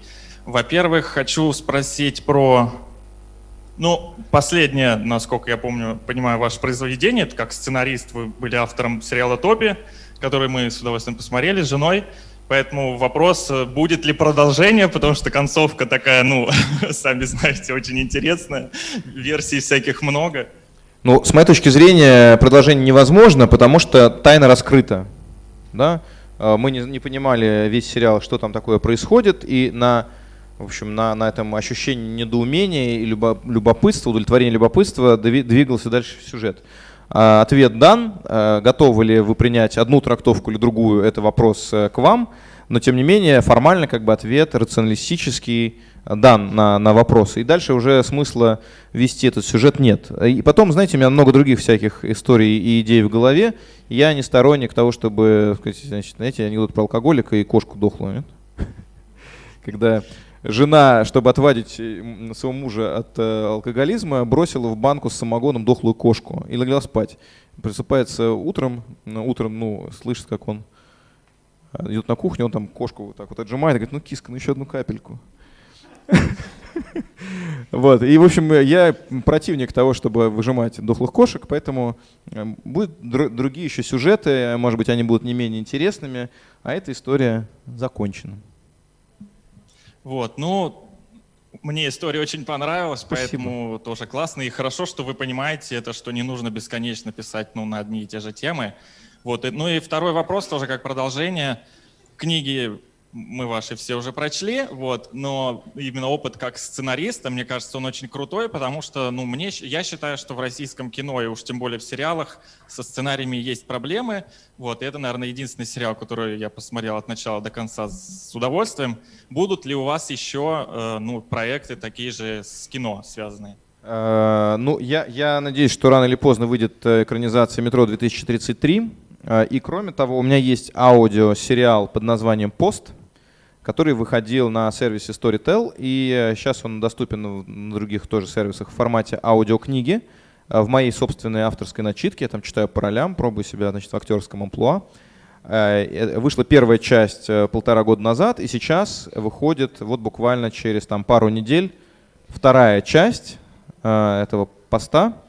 и потом он выйдет еще на бумаге. Это ближайшая какая-то перспектива. То есть я вот в районе Нового года закончил работу над этой вещью, и, значит, она вот буквально вот на днях, собственно, будет опубликована. Тоже в авторской начитке. Я думаю, что вам, если вы вот как бы интересуетесь, просто ищете какие-то новинки, это ближайшая вещь, которую стоит ждать. Хорошо, спасибо. Спасибо. Да, спасибо, Кость. Коллеги, друзья, еще у кого-то есть вопросы? Юль, да.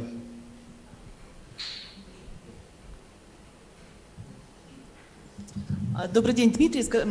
Мы библиотекари, и, конечно же, нас интересует такой вопрос.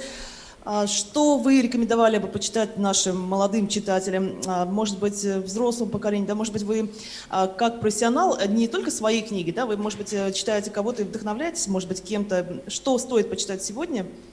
Такой простой вопрос. Из актуальной вы имеете в виду или вообще? Ну, такое, знаете, не актуально и не то, что вот модное, может быть. Я хочу такое, чтобы это было полезно для того, чтобы вырасти хорошим человеком, для того, чтобы, и даже если ты вырос, чтобы продолжать эту хорошую жизнь и жить хорошо. Я хочу жить хорошо. Что мне Вы ставите взаимоисключающие условия. Нужно читать одни книги, чтобы вырасти хорошим человеком, и другие, чтобы жить хорошо, понимаете? Вот. Потому что часто бывает так, что чтобы жить хорошо, нужно быть плохим человеком.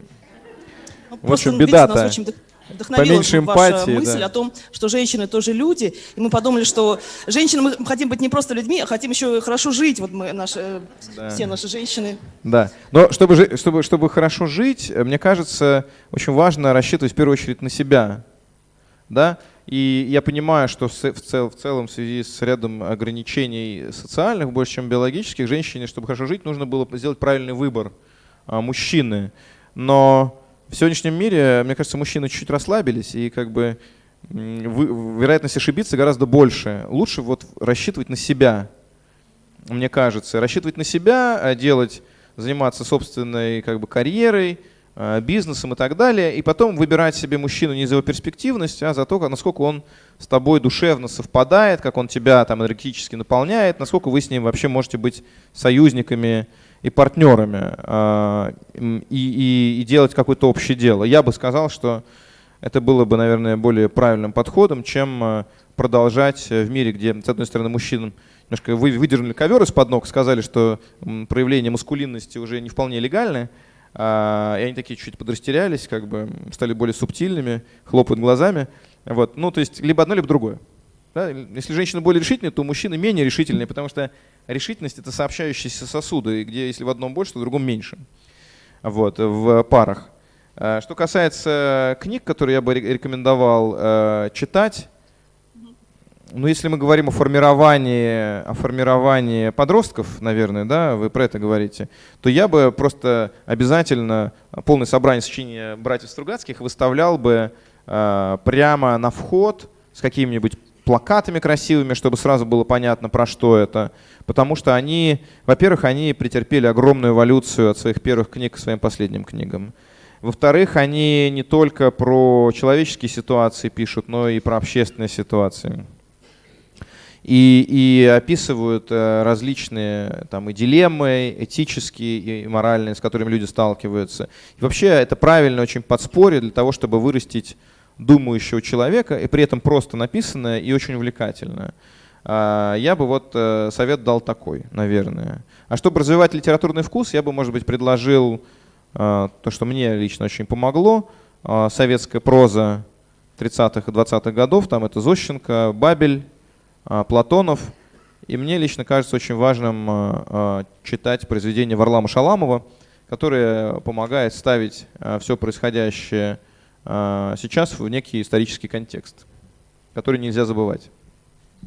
Спасибо большое. Наверное, мы можем констатировать, да, что благодаря все-таки почти всем прочитанным, рекомендованным вам сейчас книгам, наверное, мы можем отнести себя к хорошим людям. Спасибо большое. Да.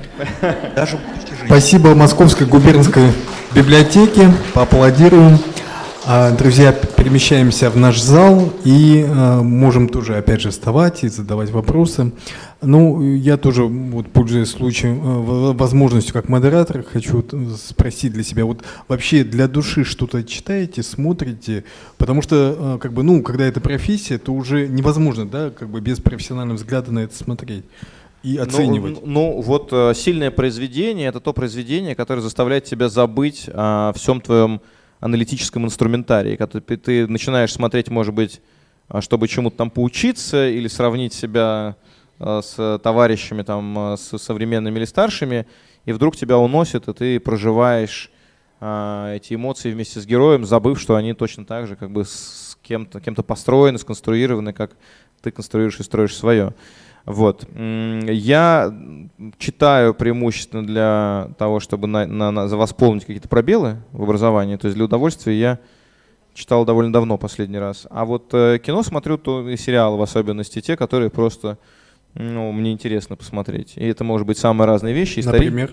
Ну, из последнего я посмотрел, например, «Эйфорию», есть такой сериал прикольный. Еще больше мне понравился сериал, который называется, значит, «Конец этого гребаного мира», тоже про подростков. До этого сериал смотрел «Дарк», «Берлин, Вавилон», «Перевал Дятлова» из наших смотрел, «Мертвые души», которые мне не понравились. Ну, в общем, кроме эротических сцен. Ну, в общем, то есть там ну, всякое разное. Вот есть свободное какое-то время, какой-то пустой вечер, и, конечно, гораздо проще уговорить себя посмотреть сериал. А вот как начинаешь, ты уже втягиваешься, надо дальше. Там «Екатерина», вот этот английский сериал смешной, где там цветной каст. Вот. В общем, разное. И смотришь для развлечения. А вот читаю я больше для того, чтобы все-таки, во-первых, вспомнить, как это делается, а во-вторых, ну, чему-то научиться у людей, которые в этом разбирались лучше, чем я. Пожалуйста. Так. Хотел бы вас спросить, можно ли исправить наше государство путем реформ? Конечно, любое государство можно исправить путем реформ, если на это есть воля людей, находящихся во главе государства. Но текущий тренд консервативный. Государство боится начать реформы, потому что боится потерять над ними контроль. Оно боится опыта Советского Союза, который начинался с реформ, привел к распаду. И сейчас текущий тренд консервативный — максимально заморозить все общественные явления, заморозить общественную политическую деятельность, сохранить все как есть. Это главный императив, который существует. Поэтому я не думаю, что при нынешнем поколении правителей они вообще решатся на реформистскую деятельность. Я думаю, что сейчас нас ждет еще какое-то время консервативного тренда. Когда естественным путем они нас покинут, необходимость реформ будет уже очевидна, ее будет нельзя игнорировать. Но это часто так бывает. Редко, когда какой-то вдруг посреди своего правления какой-то президент или царь решает вдруг, что необходимо проводить реформу. Он либо к этому идет и набирает необходимый вес, преодолевает сопротивление своего окружения, пока на это решается, да? Либо это просто новое поколение приходит, которое понимает, что страна отстала, ее нужно. Россия, к сожалению, развивается скачкообразно, и не всегда эти скачки даются ей бескровно. Россия очень тяготит из-за того, что сложно, она очень организована, из-за того, что это, повторюсь, бывшая колониальная империя, для которой главная, в общем, скрепляющая идеология — это территория, которая еще боится эти территории растерять, и которая еще боится распада. Здесь все-таки каждый, в общем, даже реформаторы в итоге становятся консерваторами, потому что они понимают, что им реформы какие-то либерализационные не под силам. И заканчивается все обычно консервативным трендом. Ну вот иногда эти противоречия становятся, как в случае с Октябрьской революцией, настолько сильны, когда, так сказать, эти примораживающие тенденции уже вступают в конфликт с интересом абсолютного большинства населения, и это приводит, к сожалению, к революциям. Я думаю, что просвещение и постепенное вовлечение как можно большей части населения в настоящую политическую жизнь, повышение гражданского самосознания и подключение людей к какой-то повестке управленческой в низах должно этот вопрос постепенно разрешить. К сожалению, революции очень деструктивны, и они, прежде чем куда-то двинуть вперед, отбрасывают общество и экономику назад. Поэтому я сохраняю надежду на то, что все-таки мы можем развиваться эволюционно. Но я думаю, что должно смениться поколение все-таки вот этих людей, которые как бы, ну, они там уйдут на пенсию или еще что-то там, так сказать, по здоровью, ну, в общем. И тогда поколение, просто элементарно можно сравнить там Дмитрия Анатольевича Медведева, который просто, будучи на 10 лет младше, он более современный, подключенный к интернету, человек и так далее. Да? Вот это поколение придет, условно говоря, к власти, и будет неизбежная какая-то модернизация и реформирование. Потому что, к сожалению, консервативный тренд, консервативная политика, она позволяет, да, сохранить ситуацию, но она препятствует модернизации. Вот. А без модернизации ты не можешь развиваться, у тебя перестает расти доход населения и так далее. Могу я еще один вопрос задать? Да. Наверное, вопрос банальный, конечно, но что думаете о прошедших протестах в США? США? Да, в США. Ну, просто... Ну, что, в принципе, как бы... Ну, во-первых, люди засиделись на карантине. То есть, если бы их не держали на карантине, они же не существовали в состоянии подавленного страха, неопределенности, неизвестности, не было бы такого эмоционального выплеска. Да? С одной стороны. А с другой стороны, ну, нам эту повестку не понять и не прочувствовать, потому что у них выросло поколение, которым сейчас там 20-25 лет, они росли в риторике всеобщего равенства. Все равны, неважно какого-то цвета, неважно какой-то расы, ничего не важно, мы все равны. Но по факту этого не было. По факту существовала все равно институциональная дискриминация, черных и каких-то других цветных не было, не слишком успешных, не слишком богатых, их было мало в, не знаю, там, в каких-то управлении компаний и так далее. Очень трудно, когда ты находишься 200 лет в рабстве, взять и преуспеть. Есть какие-то очень ограниченные сферы, где это можно сделать. Где-то у тебя природный талант твой, не требующий образования. Например, ты музыкант потрясающий, да? Ты поэт, ты пишешь музыку, или ты спортсмен. И вот черные, собственно, преуспевали только в этих достаточно маленьких областях. Не было черного среднего класса. И при этом была системная дискриминация со стороны полиции, там, предубеждения в их отношении. И вот отсюда как бы здесь корни движения Black Lives Matter. Да? Нам кажется, это дичь, но это никакая не дичь. Это они существуют в своей повестке, действительно, они себя ощущают как дискриминируемых. То есть, условно говоря, если прибывает полиция на место происшествия и там белые, их просят как бы выйти с поднятыми руками. А приезжает полиция и там черные, полиция стреляет на поражение. Вот, и это как бы происходит. Поэтому их протесты, был повод для выплеска, и была накопленная напряженность, связанная не обязательно с расовыми вопросами. Просто люди очень долго прожили в заперти и в страхе. Ну, это нормально, что потом ты можешь это перенаправить совершенно в каком-то случайном направлении эту энергию, и протесты, может быть, не были бы такими отчаянными, яростными, если бы не вот эта вся ситуация с нервиком всеобщим. К тому же надо понимать, что черные гораздо худшего качества медицинское обслуживание получают, и смертность у них была гораздо выше, то есть они чувствовали дискриминацию еще и в этом. Да? Ну вот, так что я, в принципе, могу понять причины. И то, что у нас здесь над этим смеялись или издевались как-то, я совершенно не разделяю. Это не наша проблема, они пусть с своими расовыми историями разбираются сами. Я думаю, что все, что произошло, поможет преодолеть какой-то оставшийся, все еще существующий в Штатах институциональный расизм и сделать Штаты более честным, справедливым обществом. Ну, будем надеяться. Можно самый последний вопрос, да? Можно автограф? После. После, да. Автографы и фотографирование Да. после можно. Дмитрий, здравствуйте. У меня есть пара вопросов насчет творческого кризиса. Ведь у каждого У вас уже автора... начался он?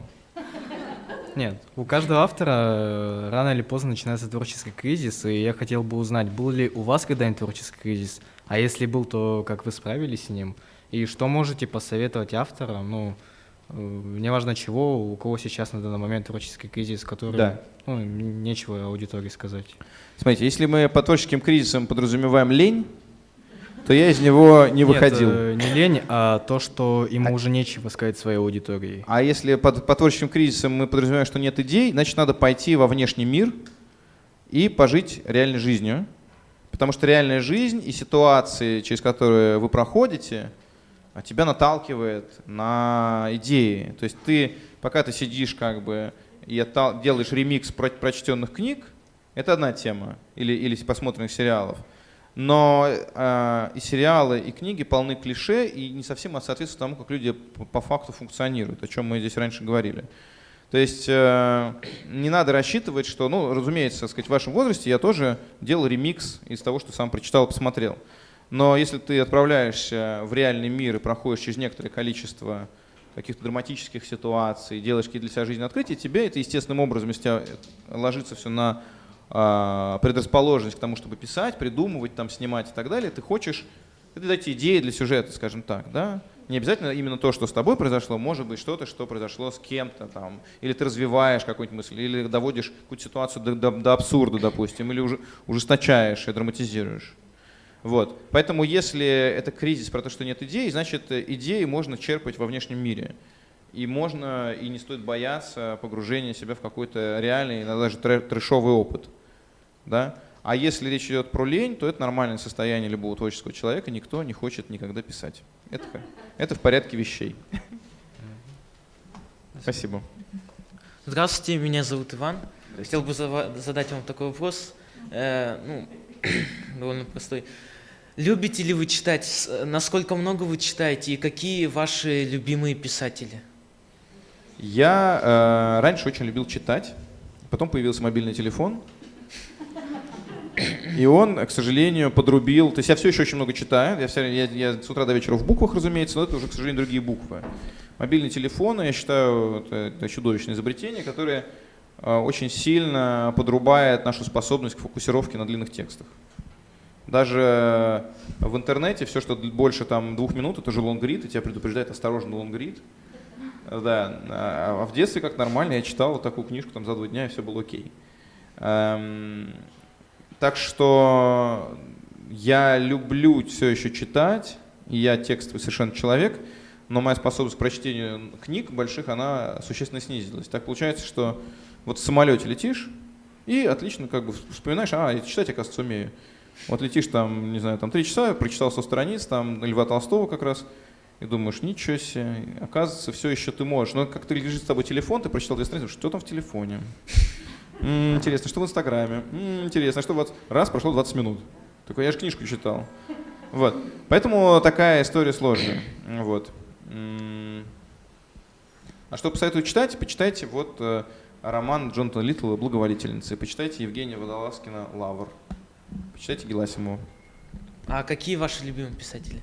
Вот названы же. Это из текущих, да. Ну, возьмите, почитайте Габриэля Гарсия Маркеса, Хорхе Луиса Борхеса и значит, Кастанеду, Карлоса Кастанеду или Хулио Кортасара. Спасибо.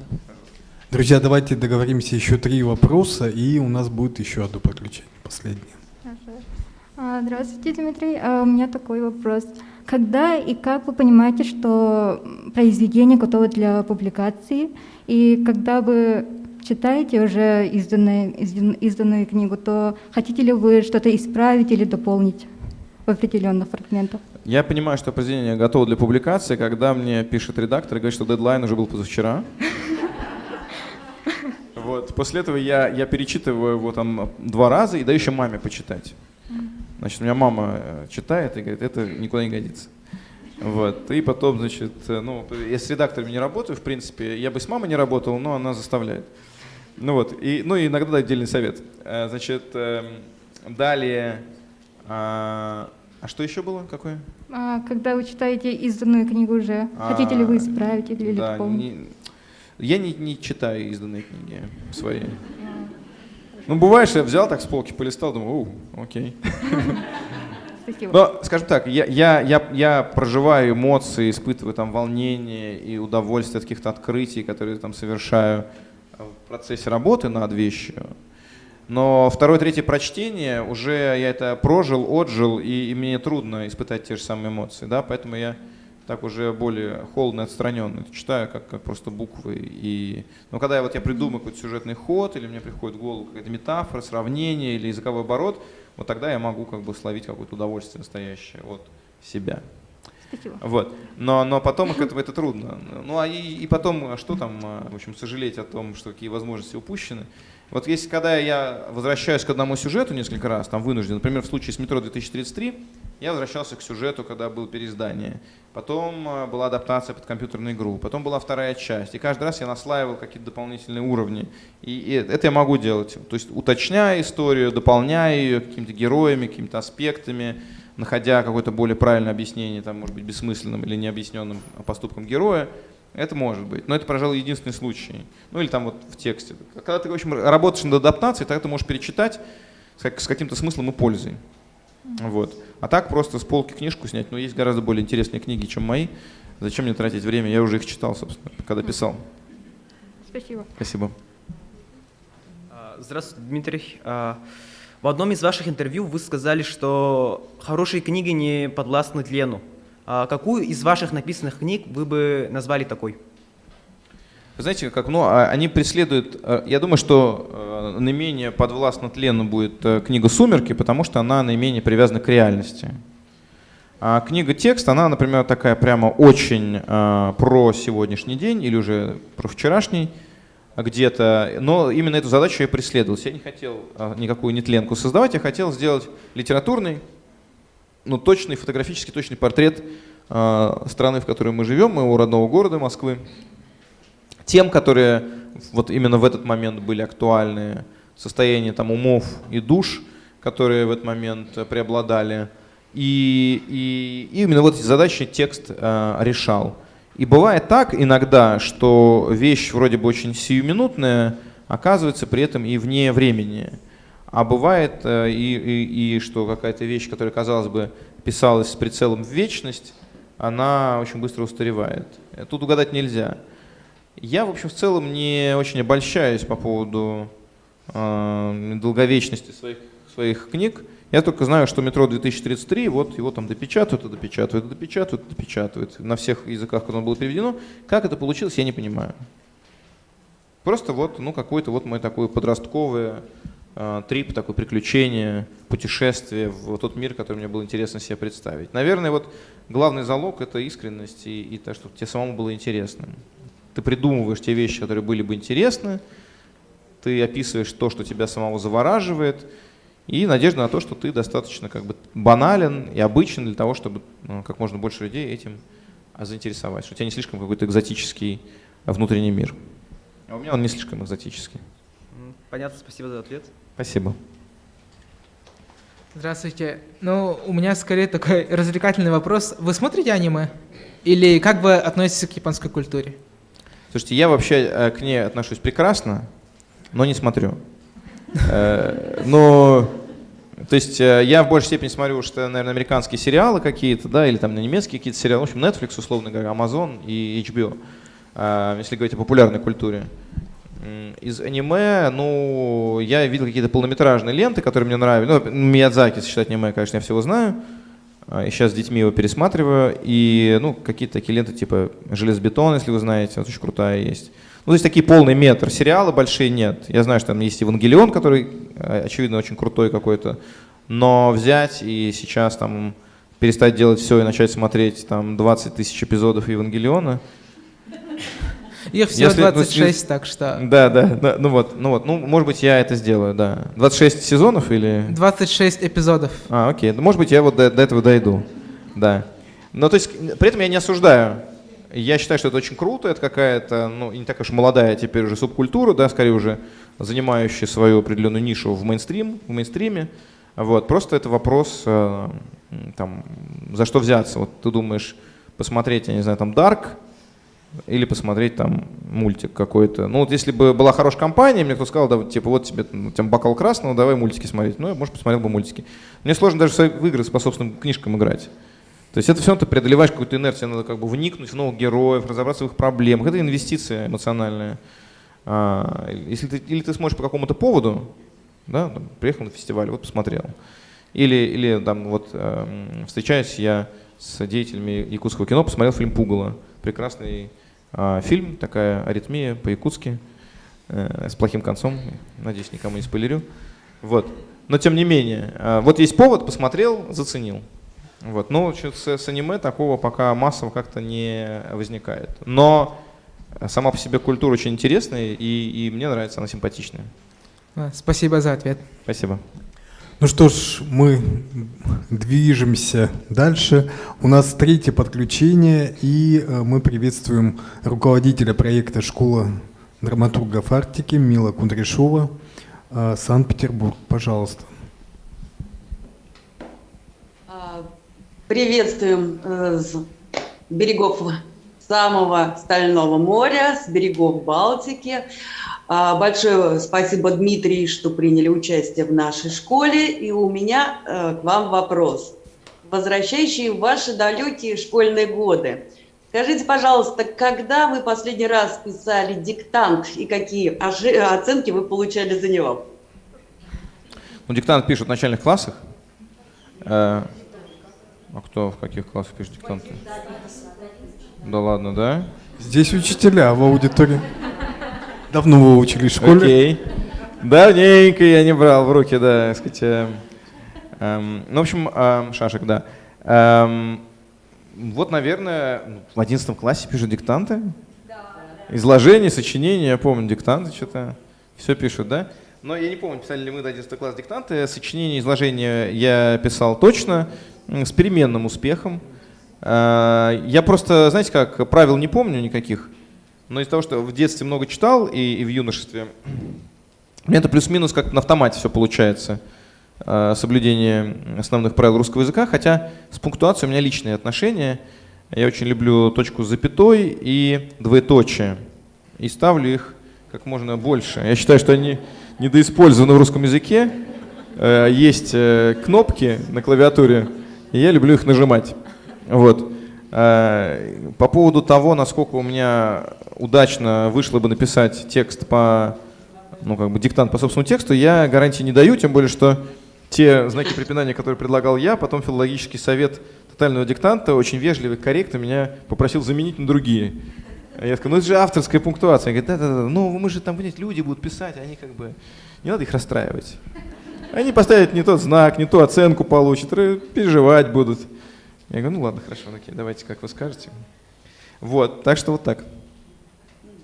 Ну, еще вопрос, так как у нас школа и школа мастерства, вот кого бы из современных, может быть, российских, может быть, западных, ныне живущих писателей, вы бы посадили рядышком с собой, и у вас были бы к нему вопросы, кому бы вы пошли сам на мастер-класс? Ого, ну, слушайте, во-первых, таких писателей немало, я хочу сказать. Да, я бы вот с удовольствием, во-первых, и есть такая возможность, поговорил бы как раз с автором романа «Благоволительницы» Джонатаном Литлом. То есть я не очень понимаю, как это он сделал, тем более вроде бы за какие-то короткие сроки, там за 3 месяца написал такую книгу по истории Второй мировой войны от лица немецкого офицера. И так еще с фантазией это сделано, с такой скрупулезностью. Удивительное дело. Я бы с Евгением Водолазкиным наверняка с удовольствием бы поговорил. Разговаривал много с Захаром Прилепиным, пока, значит, с тем не произошли некоторые изменения. Да, значит, вот. И даже мы с ним находились в приятельских отношениях. Ну, Дмитрий Быков, мне кажется, это какой-то сверхчеловек вообще. Ну, то есть, я не понимаю, как вот в голове у человека может столько держаться информации. У меня она совершенно дырявая, и все выпадает. Ну, то есть, есть немало людей, у которых можно было бы чему-то поучиться из современников. И я вообще совсем не считаю себя в достаточной степени мастеровитым. Я как бы учусь каким-то вещам, постепенно набираясь опыта, но учиться можно всегда. Другое дело, что проще и надежнее, конечно, учиться у классиков, да, на примере тех текстов, когда ты уже понимаешь, как... То есть я до очень недавнего времени действовал исключительно по наитию и сам, в общем, осуществлял с наивно распахнутыми глазами те открытия, которые сделаны там еще, ну, в общем, Сократом и Платоном. Вот, и, значит, после них, разумеется, всеми остальными.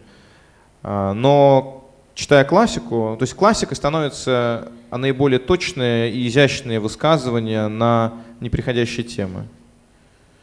Именно поэтому они проходят, в общем, отсев, отбор временем, фильтрацию и сохраняются для следующих поколений. Или еще можно включить что-то в школьную программу. Второй вариант. тогда это тоже автоматически классика, потому что все прочитали и думают, что это классика. Вот. Так что, если хочешь учиться по-настоящему, то, наверное, на классике учиться лучше, потому что надежнее.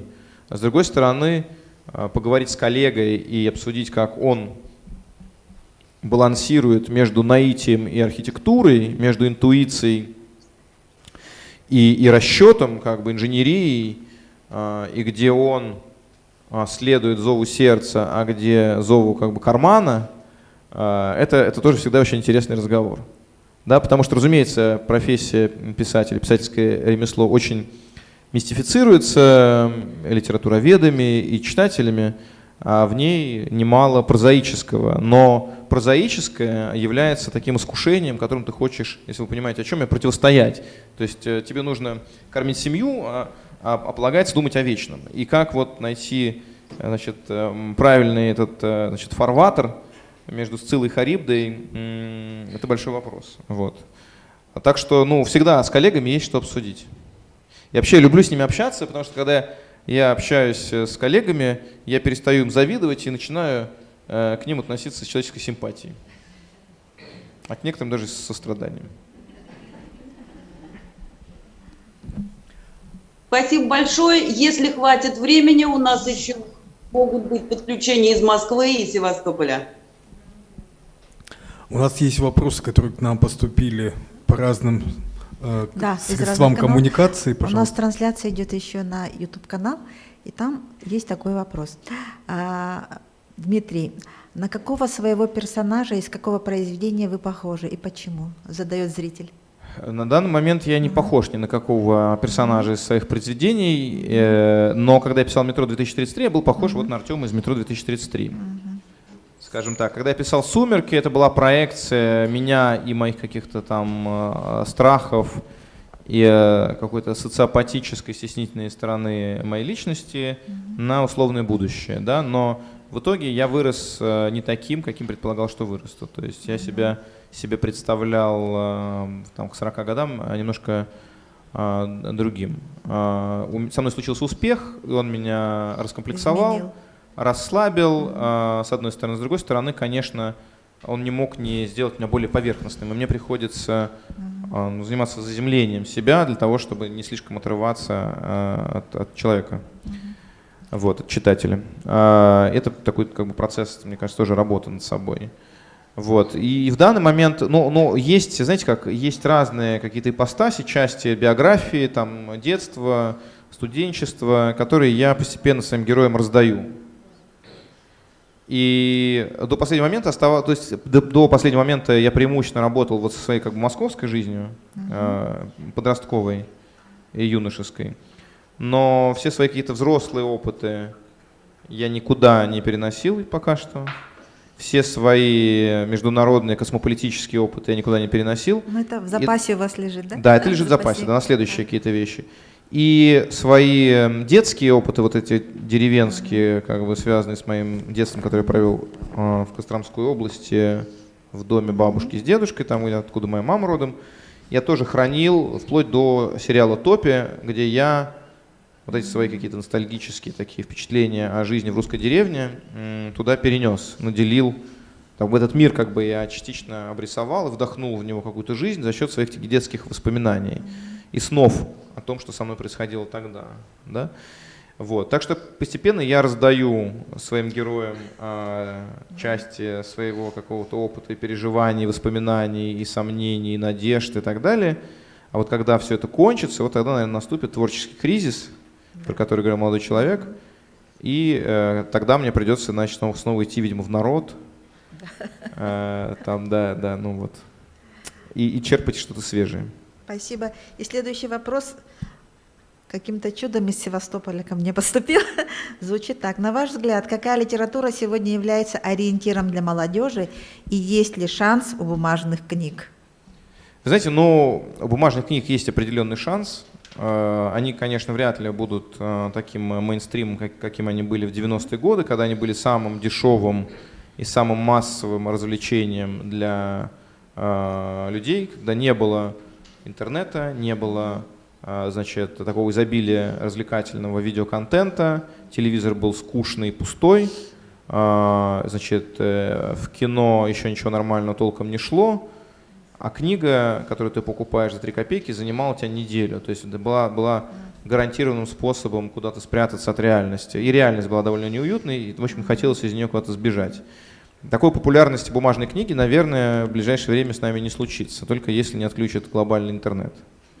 Точно. Вот. Если интернет отключат, мы вернемся к книгам от безвыходности, да? Но если нет, то мы в таких количествах читать не будем. Но, тем не менее, сама по себе литература, даже если ее вытесняют из одной какой-то сферы, да, не будем забывать, что бумажная книга — это просто носитель. А до нее, в общем, были пергаменты, а до пергаментов были, значит, папирусы, до папирусов были глиняные таблички, а после бумаги уже пришли пиксели, а теперь еще возвращается аудиоформат, и это не новый формат, потому что Гомер тоже им пользовался, будучи слепым человеком, рассказывая все это в устной форме.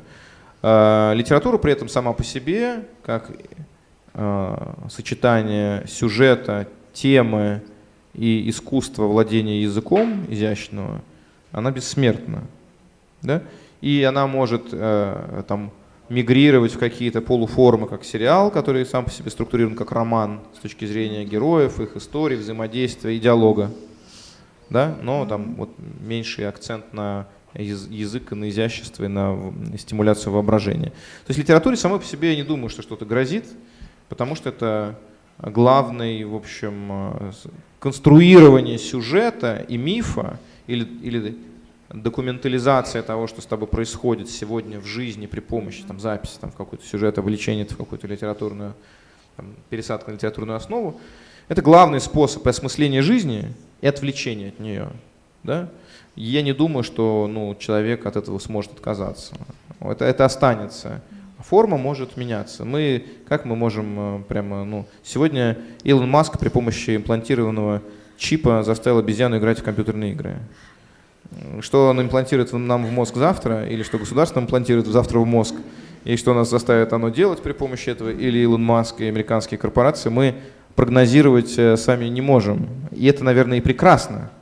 Потому что если бы каждый завтрашний день был похож на каждый вчерашний, это было бы скорее такое какое-то посмертие, чем настоящая жизнь с ее развитием.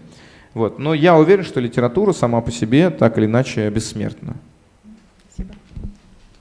Что ж, друзья, у нас есть подарок такой, эпическое наследие народа Саха. Вы знаете, что Якутия — это родина тоже эпоса, который был признан шедевром нематериального наследия ЮНЕСКО. Это эпос Аланху. Надеемся, что эта книга, может быть, вас возбудит интерес к нашему эпическому наследию, может быть, появятся какие-то творческие мысли.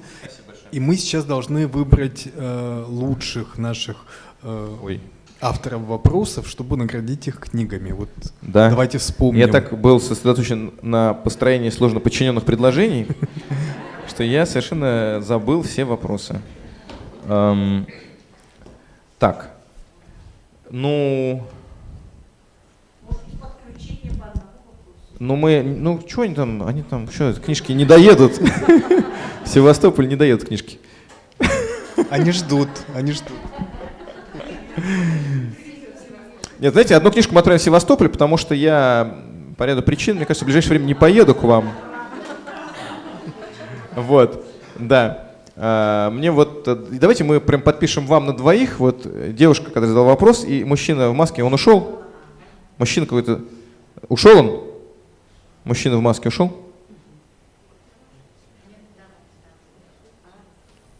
Мы не слышим. Ничего не слышим. Надо включить микрофон на самом приложении.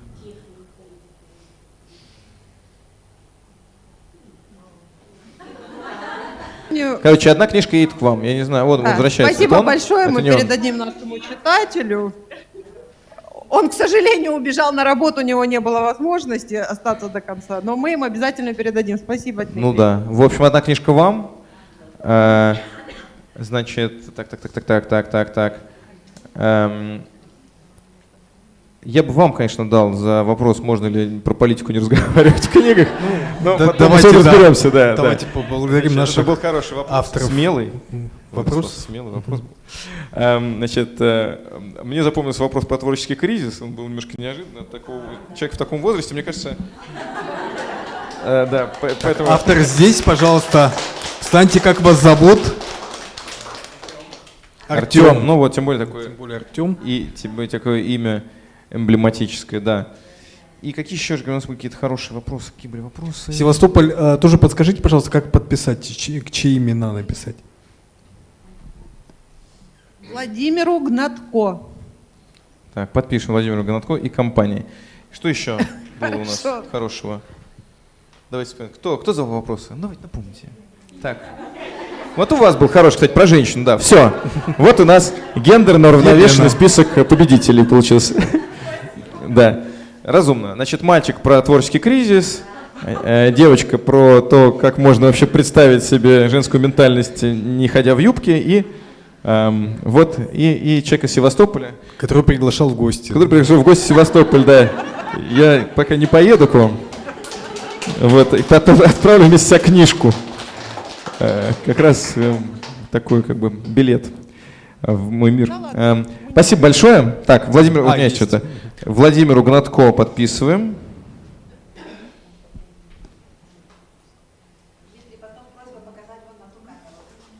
На какую камеру? Вот, Владимиру Гнатко на ту камеру. Вы если пойдете сюда, вы не дойдете до меня. Это Севастополь. Вот, да. Все, есть. Это одна. Эта книга уезжает в Севастополь. Город воинской славы. Дальше. Это остается в Якутске. Остается, да, Артему от Д. Глуховского. Артем, пожалуйста, получайте.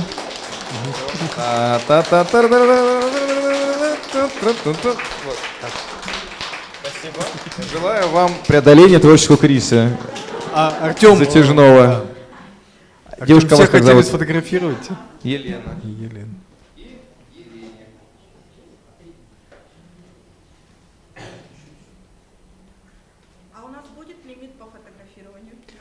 А мы сделаем общее фотографирование и потом попросим Дмитрия сделать индивидуально. Да, можно и обняться, все, можно все сделать.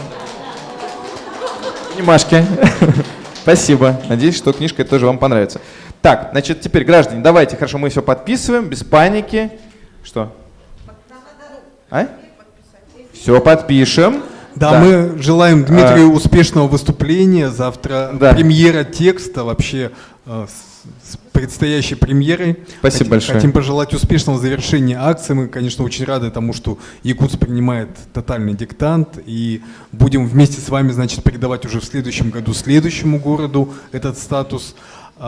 Тоже будем ждать вас тогда, получается, на эту акцию. И у нас продолжится наша медиашкола, школа драматургов Арктики. В следующий раз с нами будет писатель и поэт, и драматург Владимир Федоров.